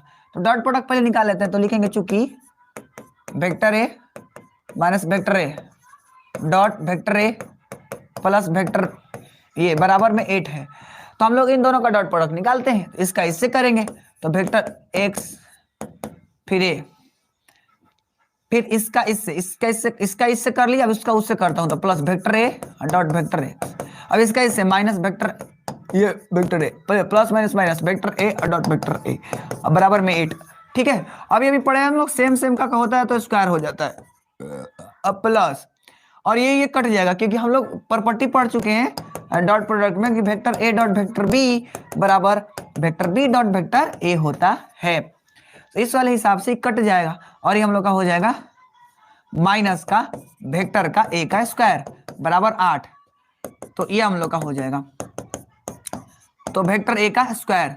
तो ये हम लोग का देखो कह रहा है ना, कि कह रहा है कि वेक्टर ए क्या है, मात्रक सदिश है, वेक्टर ए क्या है, एक मात्रक सदिश है, तो मात्रक सदिश है तो -1 यहाँ पर आ जाएगा, मतलब 1 आ जाएगा, इसके जगह पर 1 का स्क्वायर करेंगे तो 1 ही होगा ना, बराबर में 8। तो देखना ध्यान से, तो वेक्टर ए का मैग्नीट्यूड का स्क्वायर बराबर 8 है, 1 9 है ना, तो हम लोग का वेक्टर ए का मैग्नीट्यूड किसके बराबर हो जाएगा, तो आंसर है 3 के बराबर हो जाएगा, क्योंकि स्क्वायर हटेगा तो रूट का हम लोग का हो जाएगा 3, हम लोग का प्लस का 3, क्योंकि मैग्नीट्यूड है ना, इसीलिए। बोलो कोई दिक्कत वाली बात है। सवाल ये है कि भाई दर्शाइए कि यह संरेखी है। अरे मत आना भाई, क्या दिक्कत है, तुम बार बार यार नाम ले रहे हो, मतलब ऐसा कर रहे हो ना कि जैसा कि वो मतलब क्या ही गए अब तुमको। देखिए बिकी, एक बात आपको रियलिटी बताऊं, आपको जो बार बार नाम ले रहे हो ना, अच्छी बात है, किसी टीचर से पढ़ना और नाम लेना अच्छी बात है, लेकिन ये कुछ दिन बाद आपको फील आएगा कि आप क्या पढ़े हो, है ना। अभी आपको थोड़ा सा कहना अच्छा नहीं लग रहा है, लेकिन आप बाद में पता चलेगा कि कैसे आप किस लेवल से पढ़े हो 12th, है ना। अभी आपको खूब मजा आ रहा है और खूब गर्दा करके आएंगे, आप अच्छा भी करके आओगे, हमें पता है, लेकिन जैसे आप कंपटीशन की तैयारी करने जाओगे ना, तो पता चलेगा कि आपने कैसे पढ़ा था 12th, है ना। हर बार नाम लेना जरूरी है क्या, हम एक बार हम समझ गए कि भाई आप पढ़े हो उनके पास, अच्छी बात है, अच्छा अच्छा है एकदम, बहुत अच्छा पढ़े हो, हम मानते हैं, लेकिन यार मत आना भाई, हमें थोड़ी ना प्राइज लेना है, आपको प्राइज लेना है, आप आओगे तो आपका काम होगा, है ना, समझ गए, बात पकड़ में आई। चलिए, तो दर्शाइए कि बिंदु ये संरेखी है कि नहीं है, हमें बताना है। तो संरेखी होने का मैंने क्या बता रखा था, बताना जरा। सवाल में एक देख लेता हूं थोड़ा सा। अरे मत आना ना यार, तुमको कौन बुलाए भाई, मन है तो आना, ना तो मत आना। इसीलिए कभी कभी गुस्सा आता है तुम पे, फालतू का ड्रामा करते हो। हाँ, इसको प्रूव करके बताना है हम लोग को, क्या होगा, संरेखी है कि नहीं ये बताना है।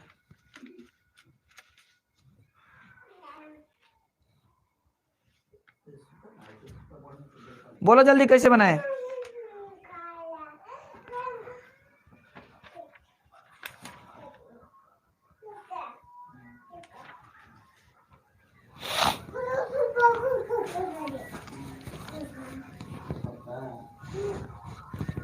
है ना, बाद में पता चलेगा यार।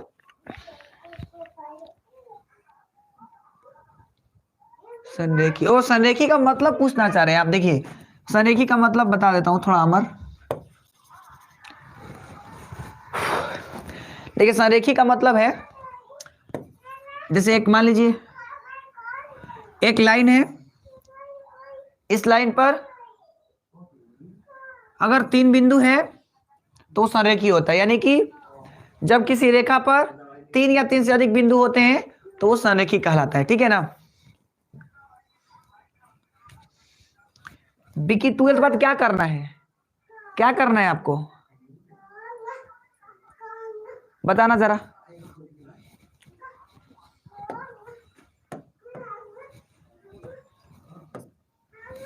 तो हमें बताना है कि ये संरेखी है कि नहीं है। कोलिनियर, हाँ कोलिनियर दोस्त, हाँ कोलिनियर ही। तो पहले आप क्या करोगे ना, ऐसे सवालों के लिए आप पहले तो वेक्टर ए भी निकालोगे, है ना। पहले वेक्टर ए भी निकालोगे, फिर वेक्टर बी सी निकालोगे, फिर वेक्टर सी ए सी निकालोगे, है ना, ए सी निकालोगे। क्या क्या निकालोगे, वेक्टर ए बी सी और ए सी निकालोगे, ठीक है। ए बी सी और ए सी निकालोगे, ठीक है। तो ये निकालना है, कैसे निकालना है, सिंपल सिंपल। कैसे निकालेंगे, तो आप याद रखना एक बात। अब सवाल है कि क्यों निकाल रहे सर, अरे बचपन में याद करो, जब 10th में थे, संरेखी प्रूव करना था तो क्या करते थे, सबका डिस्टेंस फार्मूला लगा करके निकालते थे कि डिस्टेंस कितना है, और 2 जोड़ के चेक करते थे कि किसके बराबर आ गया। अगर 2 तीसरा के बराबर आ गया, 2 का सम तीसरे के बराबर आ गया, तो हम लोग बोलते थे यह संरेखी है। आज भी तो वही करेंगे भाई, चीजें थोड़ी ना बदली है, तो आज भी हम लोग वही करने वाले हैं, है ना। तो देखो, पहले वेक्टर ए भी निकालेंगे, कैसे, तो vector B minus vector A, है ना। तो वेक्टर बी कितना है, वो है, देखो घटा लो, है ना। तो आई घटाएंगे तो इसको, मतलब इसमें इसको घटाना है, इसमें इसको घटाना है, तो 1 माइनस माइनस प्लस हो जाएगा, यानी कि हो जाएगा 3i कैप, ठीक है। ये हो जाएगा माइनस का जे कैप, ठीक है, और ये हो जाएगा माइनस का 2 कैप, ये भी ठीक है।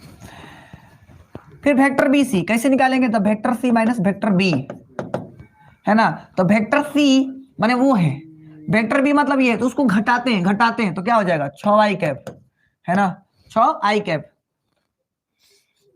और वो घटेगा जा करके, तो जे तो है ही नहीं है, तो क्या करेंगे, तो माइनस का 2j कैप लिख देते हैं, ठीक है। अब उसको उसमें से घटाएंगे तो ये माइनस का k और माइनस का 3, माइनस का क्या हो जाएगा 4k कैप। अब वेक्टर सी निकालना, कैसे निकालेंगे, vector C minus vector A करके, तो वेक्टर सी कितना है, वो है, तो वेक्टर सी में घटाना है इसको, तो घटाते हैं, 7 कितना हो जाएगा 9i कैप, ठीक है।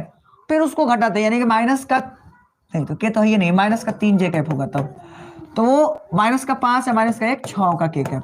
तो घटाने आ रहा है ना, आप लोग को घटा सकते हो, चेक कर सकते हो, इतना तो नॉलेज है भाई, एग्जाम देने वाले हो, घटाने नहीं आ रहा तो क्या ही कहता हूँ, क्या ही कहूँ। अब मैं निकालूंगा, अब वेक्टर ए बी का मैग्नीट्यूड निकालेंगे, है ना। तो देखो अंडर रूट 9 1 4, तो हो जाएगा √14, ठीक है। फिर वेक्टर बी सी का मैग्नीट्यूड निकालेंगे, अंडर रूट 36 प्लस 4 प्लस 16, तो 16 4 20, 36 4 40, 16 56 हो जाएगा, ठीक है। और वेक्टर ए सी निकालते हैं अब, इसका magnitude under root 81 plus 9 plus 36, तो 81,990 अंडर रूट 126 आ जाएगा, है ना। कितना आ जाएगा दोस्तों? 126 आ जाएगा। तो यहाँ पर हम लोग गड़बड़ ना घटा दिए हो,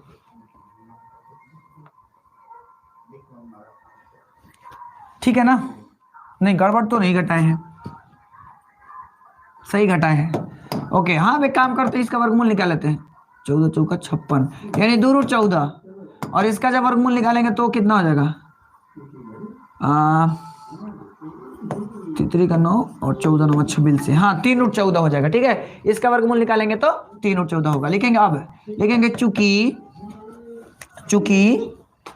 चूंकि देखो ध्यान समझना, 3 रूट जो 14 है ना, वो किसके बराबर है? 2 रूट 14 अब प्लस रूट 14 के। तो बचपन में भी तो संरेखी यही ना होता था। संरेखी का मतलब क्या होता था? 2 का सम तीसरे के बराबर आ जाना चाहिए था। अगर आ जाता था तो बोलते थे संरेखी है। तो यहाँ पर भी वही काम करेंगे।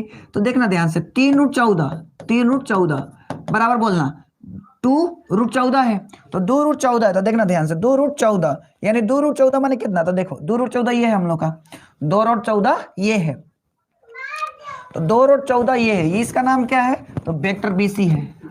ऐसा इसका नाम क्या है? 3 रूट 14 का, इसका नाम वेक्टर AC है। तो वेक्टर AC का मैग्नीट्यूड है ना बराबर है किसके? वेक्टर BC के मैग्नीट्यूड अब प्लस वेक्टर AB के मैग्नीट्यूड के बराबर है। यानी कि ये शर्त को पालन कर रहा है भाई कि दोनों का सम तीसरे के बराबर है। अब दोनों का सम तीसरे के बराबर है ना,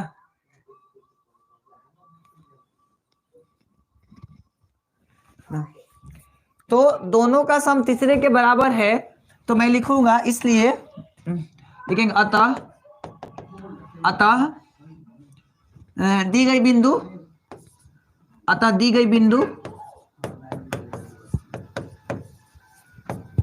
बिंदु सनेक है। दी गई बिंदु क्या है? सनेक है। ये हो गया प्रूव्ड। तो बोलो, बात समझ गए कि नहीं समझ गए? सवाल ये है,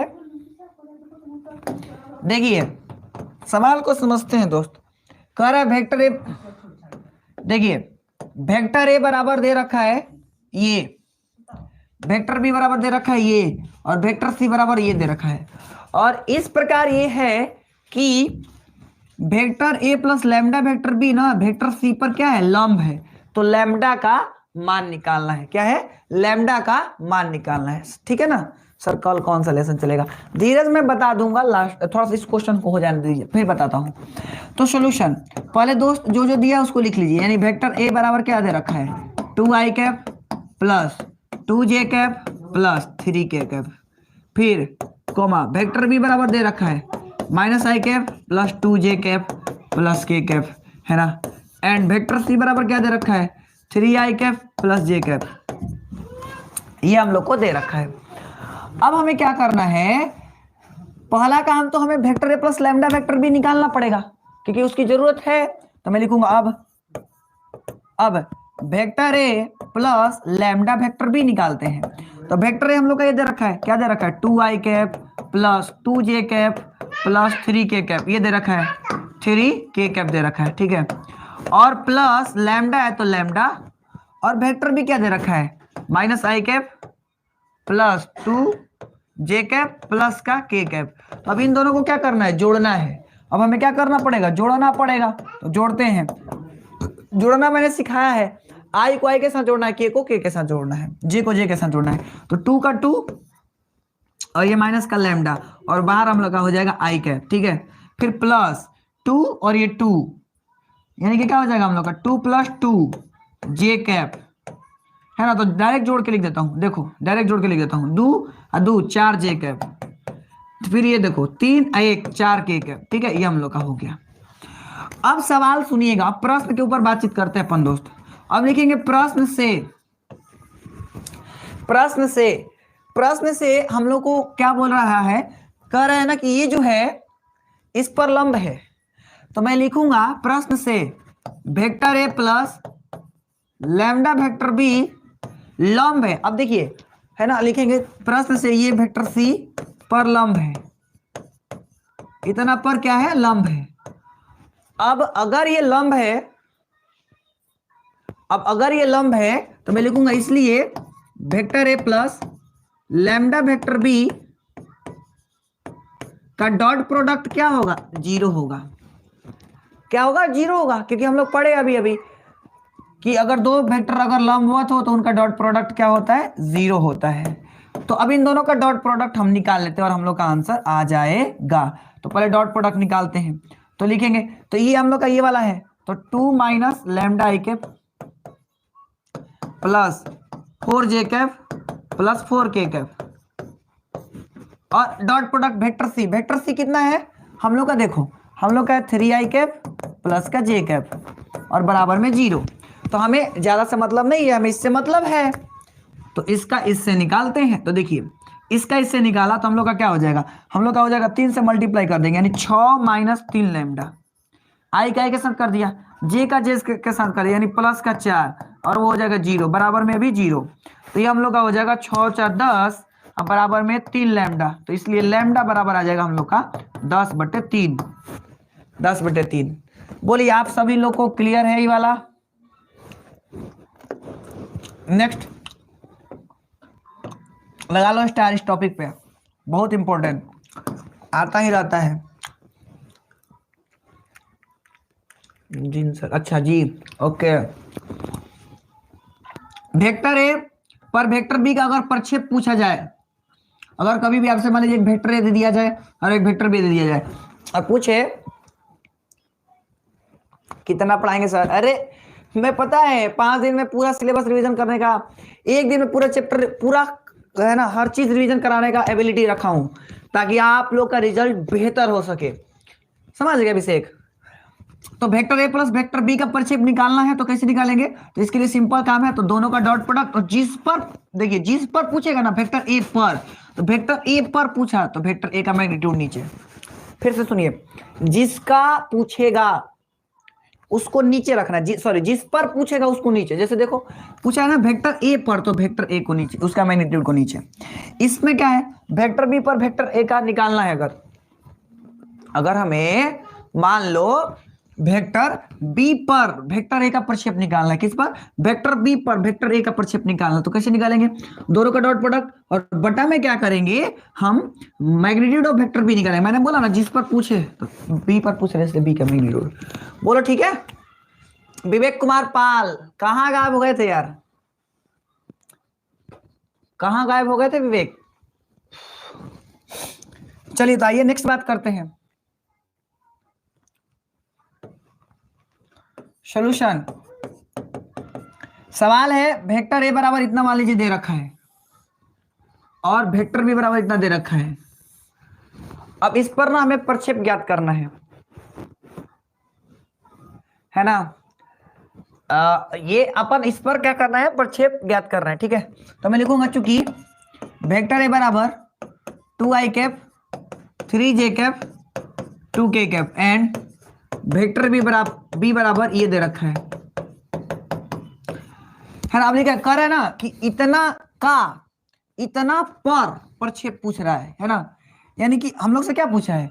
बी पर प्रक्षेप, बी पर यानी बी पर, यानी ये वाला बात कर रहा है ना? अबे क्या हो गया बे? यानी फिर से सुनो, वेक्टर बी पर वेक्टर ए का प्रक्षेप पूछ रहा है ना? तो यहां पर भी तो वही बोल रहा है ना, देखो वेक्टर बी पर इतना का प्रक्षेप ज्ञात करें, यानी लिखूंगा चूंकि वेक्टर बी पर वेक्टर ए का प्रक्षेप इक्वल टू इन दोनों का डॉट प्रोडक्ट, जिस पर पूछे उसका मैग्नीट्यूड देख लो, है ना? उसका मैग्नीट्यूड कर देना है, फिर खटाक से आपका खत्म हो जाएगा, है ना? खटाक से आपका खत्म हो जाएगा, है ना? तो आगे बढ़ते हैं। अब इन दोनों का डॉट प्रोडक्ट निकालते हैं, तो इसका इससे करेंगे तो दो, है ना? फिर लिखेंगे प्लस, इसका इससे करेंगे तो 3 दूनी 6, फिर प्लस 2 का 1 से करेंगे तो 2, और बटा में इन दोनों इसका मैग्नीट्यूड, तो हो जाएगा 1 प्लस 4 प्लस 1, तो हो जाएगा 6 2 8 8 2 10, 10 बटा में √6। ये हम लोग का कंप्लीट आंसर। बोलो कोई डाउट वाली बात है? कमेंट करिए अगर डाउट है तो बोलिए।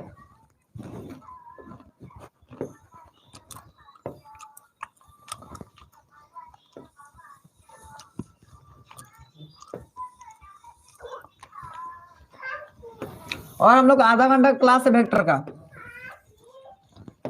और हम लोग का आधा घंटा क्लास है वेक्टर का, ठीक है। नो सर, बहुत अच्छा, ग्रेट। चलिए अब बात करते हैं सदिश गुणनफल के ऊपर। किस गुणनफल के ऊपर? सदिश गुणन, वेक्टर और क्रॉस प्रोडक्ट के ऊपर। एक लाइन में जल्दी तेज समझिएगा। दो सदिशों का सदिश गुणन को हम लोग a क्रॉस b से डिनोट करते हैं, vector a cross vector b से डिनोट करते हैं, ठीक है। और ये किसके बराबर होता है? तो बराबर होता है magnitude of vector a magnitude of vector b into sin theta और डॉट n कैप के बराबर होता है ना। और n कब क्या होता है? परपेंडिकुलर होता है वेक्टर a और वेक्टर b के, ठीक है। जैसे ये 3 वेक्टर हो गया, तो अगर वेक्टर ये b और ये है तो ये आपका क्या हो जाएगा? वेक्टर n कैप हो जाएगा। वो क्यों? क्योंकि दो सदिशों का सदिश गुणनफल एक सदिश होता है, तो इसीलिए एक डायरेक्शन देने के लिए बताना पड़ेगा ना, इसीलिए हम लोग n कैप रखते हैं, ठीक है। दूसरे शब्दों में vector a dot vector b, अगर magnitude of vector a dot vector b ये आपका होता है, और a और b के बीच का कोण होता है। और n कैप क्या होता है? एक इकाई सदिश होता है जो a और b के तल के क्या होता है? लंबवत होता है। मैंने अभी भी बताया। अब सदिश गुणन के गुणधर्म के ऊपर डायरेक्ट आते हैं। पैरेलल होगा तो 0। हाँ एकदम ग्रेट अमर। तो आइए गुणन के ऊपर बात करते हैं। पहला बात, इसमें a cross b cross a के बराबर नहीं होता है। उसमें था ना कि vector a dot vector b बराबर vector b dot vector a होता था, लेकिन इसमें ऐसा नहीं है। लेकिन हाँ, यह याद रखना है कि vector a cross vector b बराबर होता है, निगेटिव लगा देने से बराबर हो जाता है ना। और a और b कोई दो सदिश है और m n कोई अदिश है, तो आप ऐसे गुणा करा सकते हैं। तो ये बोर्ड लेवल पर नहीं है, ये अलग लेवल पर है। हमने अलग लेवल पर इधर पढ़ाते हैं ऑफलाइन क्लास में, तो ये अलग लेवल पर है। अभी बोर्ड लेवल पर ज्यादा नहीं समझना इसको, है ना। सिमिलरली इधर सदिश गुणन का योग पर वितरण माना, ए बी से 3 सदिश है, तब vector A vector B plus vector C बराबर vector A cross vector B और vector A cross vector C. मतलब इसका इनसे अब प्लस इनका इसका इनसे हम मतलब मल्टीप्लाई कर सकते। अरे भाई एक लाइन में समझ लो ना, 2 + 4 2 × 2 प्लस 2 × 4 वो वाला काम कर सकते हैं, समझ गए? ठीक है, आगे बढ़ते हैं। सिमिलरली इधर भी है, तो ये बात आपको समझ में आना चाहिए। मेन काम इधर अब समझना है, वो तो अपना बेसिक था, अपन नहीं भी समझते तो कोई दिक्कत वाली बात नहीं थी। ये इंपॉर्टेंट वाली बात है दोस्त कि नहीं। जैसे मान लीजिए अब अपन लेते हैं 2 अशून्य सदिश, है ना। 2 कोई अशून्य सदिश लेते हैं और 2 अशून्य सदिशों का गुणनफल 0 होता है। मैंने क्या बोला? मैंने बोला कि 2 अशून्य सदिशों का सदिश गुणनफल क्या होता है? 0 होता है, यदि और केवल यदि वे समांतर रैखिक है, अर्थात a क्रॉस b बराबर 0 है ना। फिर से मैंने क्या बोला वो सुनो। मैंने बोला कि vector a cross vector b बराबर क्या आता है? 0। अगर कब? तो जब वेक्टर a जब vector a parallel vector b के होगा तब। फिर से मैंने बोला 2 अशून्य सदिशों का सदिश गुणनफल 0 होगा तब जब, यानी एक लाइन में याद रखना, 2 सदिशों का क्रॉस प्रोडक्ट अगर 0 है तो पैरेलल होगा तब, याद रखना है। जैसे उसमें 2 सदिशों का डॉट प्रोडक्ट 0 होता था तब जब परपेंडिकुलर होता था, इसमें 2 सदिशों का क्रॉस प्रोडक्ट 0 होगा तब जब दोनों वेक्टर एक दूसरे के क्या हो? पैरेलल हो। ये बात ध्यान में रखना है, ठीक है ना। ऐसा क्यों? क्योंकि cos 90 0 होता है और ये साइन 0 साइन 0 होता है। तो जैसे साइन 0 केस में मतलब पैरेलल होगा तो ना होगा, इसीलिए पैरेलल होता है तो 0 होता है, और वो परपेंडिकुलर होता है तो 0 होता है, तो ध्यान रखना है। फिर इसी तरीके से आपको क्या याद रखना है? सेम का क्रॉस प्रोडक्ट 0 होता है। जैसे उसमें क्या था? सेम का डॉट प्रोडक्ट 1 था। सेम का, हाँ एकदम ग्रेट अमर। सेम का डॉट प्रोडक्ट 1 था। सेम का डॉट प्रोडक्ट क्या था? 1 था। लेकिन यहां पर क्या है? यहां पर ऐसा है कि सेम का क्रॉस प्रोडक्ट 0 होता है। तो ये बात ध्यान में रखना है। क्या ध्यान में रखना है? सेम का क्रॉस प्रोडक्ट क्या होता है? 0 होता है ना। सेम होता है, ये बात ध्यान में रखना है। सेम होता है, सॉरी क्या होता है? 0 होता है। यानी वेक्टर आई कैप क्रॉस वेक्टर आई कैप बराबर 0 होगा, ठीक है सचिन। तो ये बात ध्यान में रखनी है, सेम का 0 होता है, सबका कैप लगा हुआ है इसके ऊपर, 0 होता है, ठीक है ना। आगे बढ़ते हैं। अगला, इकाई लांबिक त्रिक सदिशों का सदिश गुणन की परिभाषा से, यानी आई वेक्टर आई क्रॉस वेक्टर जे बराबर वेक्टर के, और जे के का क्रॉस प्रोडक्ट निकालोगे तो आई के बराबर होगा, के आई का निकालोगे तो जे के बराबर होगा, जे आई का क्रॉस प्रोडक्ट निकालोगे तो माइनस के होगा। ये कैसे आया, थोड़ा सा मैं समझा देता हूँ। देखो आप ये वाला समझ रहे हो ना, अच्छा थोड़ा सा बता देना, तो चलो बता ही देता हूँ यार। जैसे देखो बता देता हूँ आपको, इसका ट्रिक था ना, आप लोग पढ़ाए थे, बता देते हैं। मान लीजिए ये है आई जे और के, और मान लीजिए आई जे का क्रॉस प्रोडक्ट पूछ रहे हैं, आई क्रॉस जे कैप का, तो के कैप के बराबर हो जाएगा। बोले बात समझ में आ गया?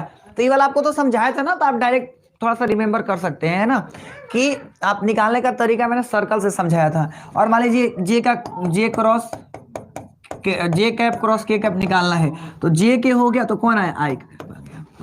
बोलो ठीक है, इस बात को मैंने समझा रखा है ना, तो आप समझ जाओगे। बोलो इस बात को तो मैं बहुत पहले ही बता रखा हूं, तो आप ये समझ गए। तो कैसे निकालना है क्रॉस प्रोडक्ट, ये आई जे के रिगार्डिंग आप समझ में आता है ये वाला? बोलो ठीक है, कमेंट करिए, अमर सचिन धीरज है ना, जो भी है।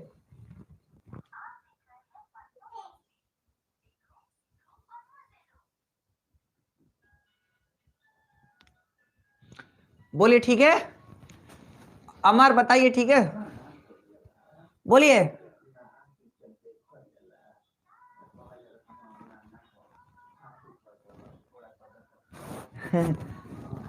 हाँ सर, अरे गजब गजब।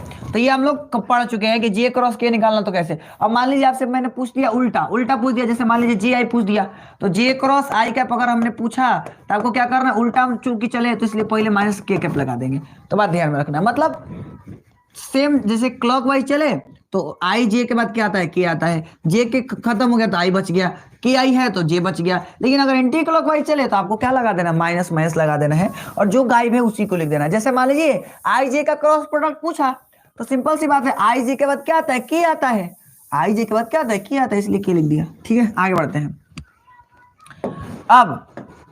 अब गुणन अगर ऐसे दिया हो तो कैसे करना है, घटकों के रूप में गुणन कैसे करते हैं वो समझ लो। घटकों के रूप में गुणन कैसे करते हैं, घटकों के रूप में गुणन यानी कि vector product in terms of इतना, यानी अगर इस तरीके का दे रखा हो, वेक्टर ए बराबर इतना दे रखा हो और वेक्टर बी बराबर इतना दे रखा हो, ठीक है, तो उसका क्रॉस प्रोडक्ट बराबर होता है आई cap J cap K cap, यानी कि आई कैप लिखना है, जे कैप लिखना है ना,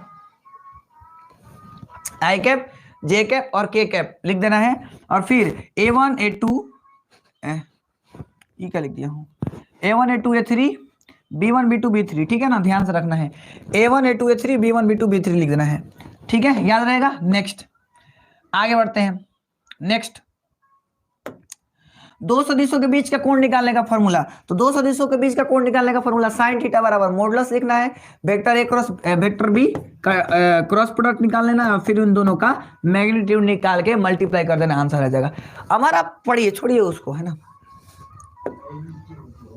उसका तो ये बात ध्यान में रखनी है। आगे बढ़ते हैं, यहाँ पर भी दोस्त वही बात बताया गया है, दो सदिशों के बीच का कोण ये होता है, दोबारा से वही आ रखा है।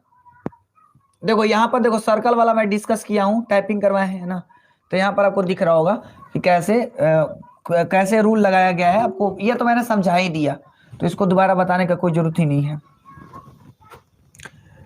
तो ये तो हम लोग पढ़ ही लिए। नेक्स्ट और क्या है, हाँ अब थोड़ा सा फॉर्मूला है, थोड़ा सा फॉर्मूला ध्यान में रखना है इसको, फिर अपन क्वेश्चंस करेंगे।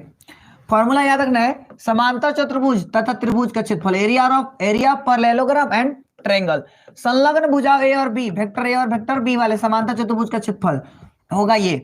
यानी अगर आपसे पूछे वेक्टर में समांतर चतुर्भुज का क्षेत्रफल निकालना कैसे है, तो बताना है, मॉडुलस लिखना है, वेक्टर ए का क्रॉस प्रोडक्ट निकालना है वेक्टर बी के साथ, आप आराम से समांतर चतुर्भुज का क्षेत्रफल निकाल सकते हो। सिमिलरली ऐसे अगर बीकॉन D1 एंड D2 दे रखा हो और उसका समांतर चतुर्भुज का क्षेत्रफल निकालना हो, तो 1/2 गुना वेक्टर D1 और वेक्टर D2 निकाल लोगे, उन दोनों का क्रॉस प्रोडक्ट निकालोगे और मैग्नीट्यूड निकाल दोगे, फिर आप आराम से समांतर चतुर्भुज का क्षेत्रफल निकाल लोगे। ठीक है, आगे बढ़ते हैं, है ना।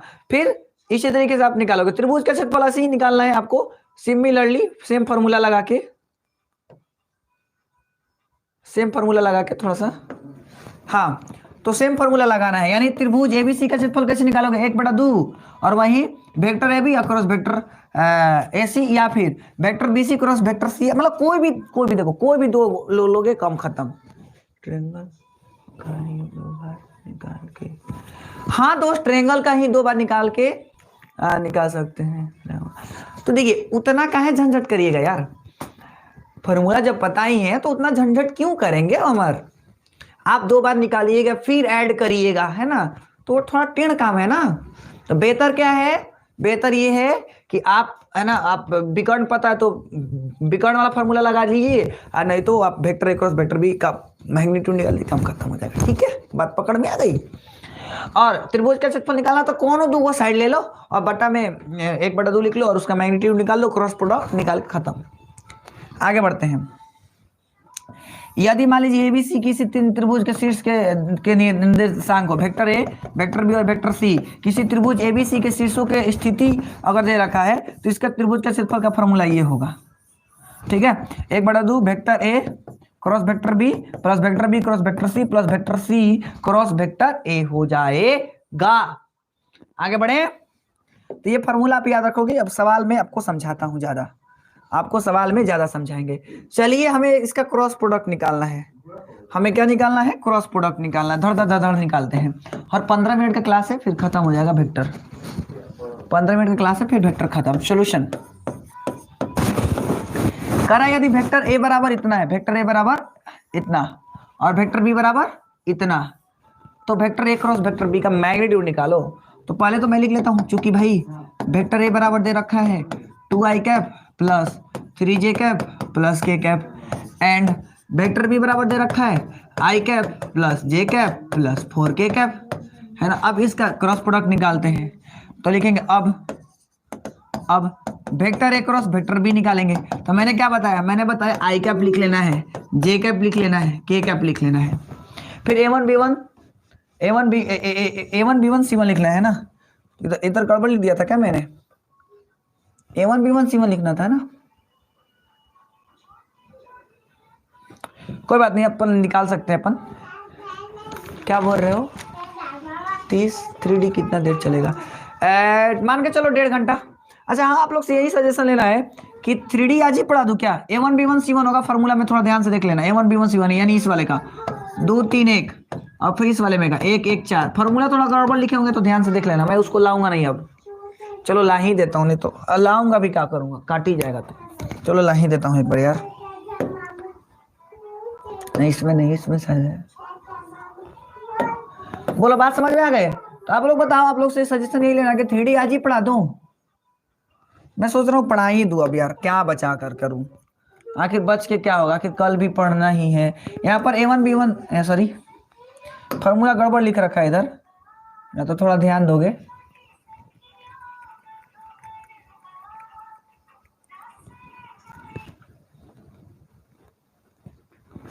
a1 a2 a3 a1 a2, यहाँ पर a3 हो जाएगा और यहाँ पर इस वाले के हिसाब से ये ठीक है। और अलग अलग कभी कभी अलग अलग हो जाता है।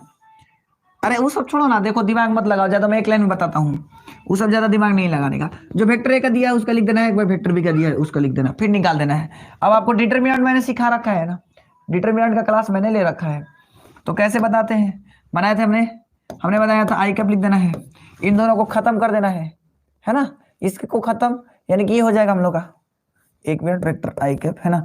ये खत्म, ये हम लोग का 12 में 12 माइनस 1 है ना, प्लस जे कैप, यू खत्म 8 माइनस 1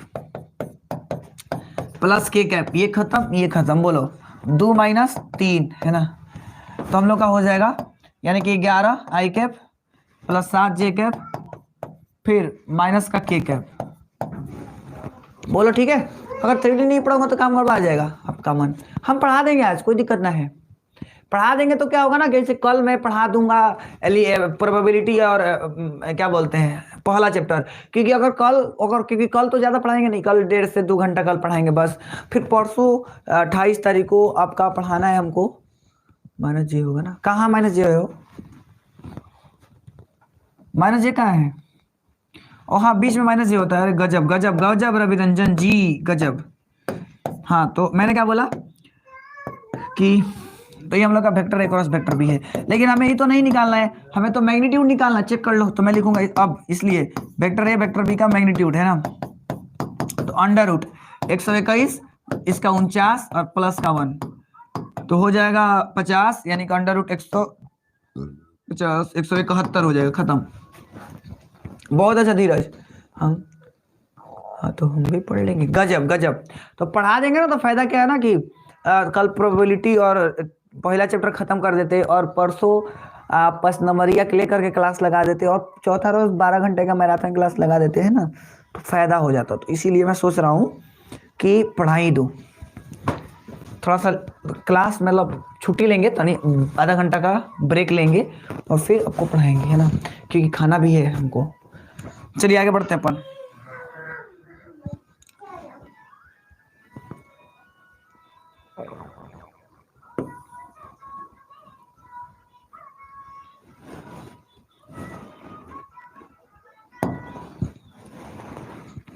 चलिए आप लोग बनाकर दिखाइए, ये वाला, तो ये वाला बनाकर दिखाइए हमें जल्दी। आप लोग बना के दिखाइए इसका, फटाफट आप लोग बना के दिखाइए। इसका क्षेत्रफल निकालना है, सॉरी हाँ क्षेत्रफल निकालना है। क्षेत्रफल निकाल के बताना है कि क्या होगा इसका, ठीक है? बताइए इसका क्षेत्रफल क्या होगा, जल्दी फटाफट बिना लेट किए क्षेत्रफल निकाल के बताइए कितना होगा, जितना जल्दी हो सके हमें बताइए। चलो मैं ही बताता हूँ जल्दी जल्दी। देखो मैंने क्या बोला था, पहले मैंने बोला था सॉल्यूशन वेक्टर ए पहले लिख लो, वेक्टर ए लिख लो, अरे वेक्टर ए लिख लो, उसको वेक्टर ए बोल देता हूँ उसको, है ना, तो उसको वेक्टर ए पहले बोल देता हूँ, पहले तो वेक्टर ए बोल देता हूँ। Vector A I cap plus J cap plus के कैप हो जाएगा, फिर कमा वेक्टर बी उसको बोल देता हूँ आई कैप प्लस 2 जे कैप प्लस 3 के कैप हो जाएगा, एंड वेक्टर सी मैं इसको बोल देता हूँ 2 i cap plus 3 J cap plus का के कैप हो जाएगा, ठीक है? अब मैं क्या करूंगा, लिखूंगा अब मैं क्या करूंगा, सुनना ध्यान से। अब मैं एक काम करता हूं कि इसका वेक्टर ए भी निकाल लेता हूं, कोई भी दो निकाल लेना है, कोई भी दो, आप ए बी बी सी निकाल लो, बी सी एस सी निकाल लो, जो पसंद है वो निकालो, दो को निकाल लेना है कोई, तो निकाल लिया तो आई हो जाएगा 0, है ना, 0 हो जाएगा हम लोग का, और ये हो जाएगा जे कैप, और ये हो जाएगा हम लोग का 2 के कैप, यानी कि जे कैप प्लस 2 के कैप हो जाएगा। एंड वेक्टर बी सी भी निकाल सकते हैं, तो वेक्टर बी सी निकल के आ जाएगा हम लोग का, वो ऐसे घटा देते हैं, तो सी माइनस बी हो जाएगा, घटा दो, ओके, तो फिर घटाते हैं। अब हम लोग को वेक्टर बी सी निकालना है, यानी सी में बी को घटाना है, तो घटाओ, तो हम लोग का हो जाएगा आई कैप, फिर घटाएंगे तो हो जाएगा जे कैप, और फिर घटाएंगे तो हो जाएगा माइनस का 2 के कैप, ठीक है? अब लिखेंगे, अब इन दोनों का मैग्नीट्यूड निकालना पड़ेगा, क्योंकि फॉर्मूला में आप देखे होंगे मैग्नीट्यूड है, तो ये 1 प्लस 4 यानी कि √5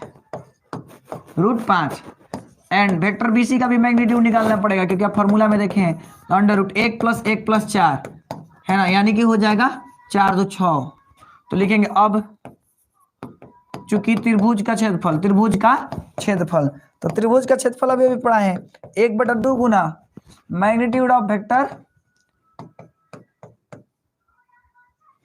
अब ये क्या कर दिया, हमें तो इन दोनों का क्रॉस प्रोडक्ट ना निकालना यार, ये तो मैंने भगदड़ कर दिया, नहीं हमें तो इन दोनों का क्रॉस प्रोडक्ट ना निकालना है जी, मैंने तो गड़बड़ी कर दिया। तो vector A cross vector B C, तो ऐसे, तो पहले लिखेंगे अपने से I cap J cap K cap, फिर हम लोग लिखेंगे 0 क्योंकि है नहीं, जे कैप और 2 के कैप, फिर इसमें लिखेंगे I cap J cap minus 2 के कैप, ठीक है? आप इतना तो समझ ही रहे हो, एग्जाम देने वाले हो तो समझ ही रहे हो। तो आई कैप है ना, आई कैप ले लिया, ये डिलीट, ओहो यार क्या मेरे को हो गया, बार बार गड़बड़ लिखा जा रहा है, सॉरी। हाँ तो इधर लिखना है तो किधर गया 0 1 2, और इधर वाला लिखना है 1 1 -2, है ना। तो ये हम लोग का हो गया डिलीट डिलीट, तो ये हो जाएगा माइनस का 2 और माइनस का 2 मिलकर माइनस का 4 हो जाएगा। ठीक है, डायरेक्ट कर रहा हूँ अब। ठीक है, फिर बीच में होता है माइनस, ये 0 इसको खा जा रहा हूँ। ठीक है, इसको कोई लेना देना नहीं, तो इसको खत्म। नीचे फिर प्लस पे आते हैं 1, तो 1, ये डिलीट और ये डिलीट, ये डिलीट और ये डिलीट ना। चलो मैं वैसे ही कर लेता हूँ, बेहतर रहेगा। तो हम लोग का जी हो जाएगा। ठीक है, तो जी हो जाएगा हम लोग का, ऐसे ही कर लूँ क्या। चलिए इधर से कर लेता हूँ मल्टीप्लाई, आसान पड़ रहा है इधर 1, तो ये डिलीट, तो बोलिए क्या हो जाएगा 2j माइनस के, है ना, 2j कैप माइनस के कैप, यानी कुल मिलाकर हम लोग का क्रॉस प्रोडक्ट निकल के आया है, क्रॉस प्रोडक्ट निकल के आया है हम लोगों का ये माइनस का 4i कैप प्लस का 2j कैप माइनस का k कैप। अब इसका तो मैग्नीट्यूड निकालना पड़ेगा, तो लिखेंगे अब magnitude of vector A B cross vector B C, तो ये हम लोग का हो जाएगा √16 प्लस 4 प्लस 1, तो 16 4 20, अब 20 1 21। अब लिखेंगे चूंकि त्रिभुज का क्षेत्रफल बराबर 1/2 गुना vector A B across vector B C, तो सिंपल 1/2 का 1/2 और इन दोनों का आ रखा है √21, यानी फाइनल जवाब हो जाएगा √21/2 स्क्वायर यूनिट। हम लोग का कंप्लीट रहा। बोलो सही है,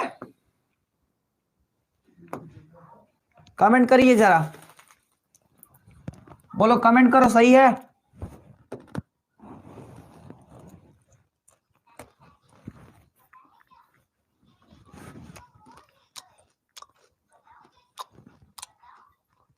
बोलिए जल्दी।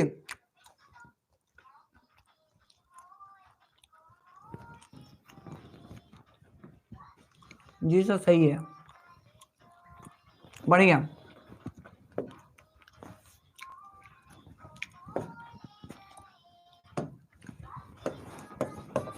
नेक्स्ट, उस समांतर चतुर्भुज का क्षेत्रफल ज्ञात करें जिसकी संलग्न भुजाएं वो है, यानी दे रखा है वेक्टर ए बराबर 3i cap plus j cap plus 4k cap and vector B बराबर i cap minus j cap plus k cap दे रखा है। ठीक है, अब हमें पता है फॉर्मूला समांतर चतुर्भुज का क्षेत्रफल, तो इन दोनों का पड़े तो क्रॉस प्रोडक्ट निकालना पड़ेगा, लगा देता हूं।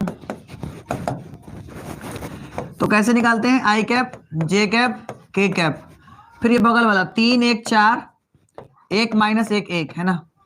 अब क्या कर रहा हूं, अब मैं क्या करूंगा, सिंपल इन दोनों का निकाल देता हूं क्रॉस प्रोडक्ट। तो देखो हम लोग का हो जाएगा i कैप डिलीट डिलीट, यानी कि हो जाएगा 1 और 4 1 5,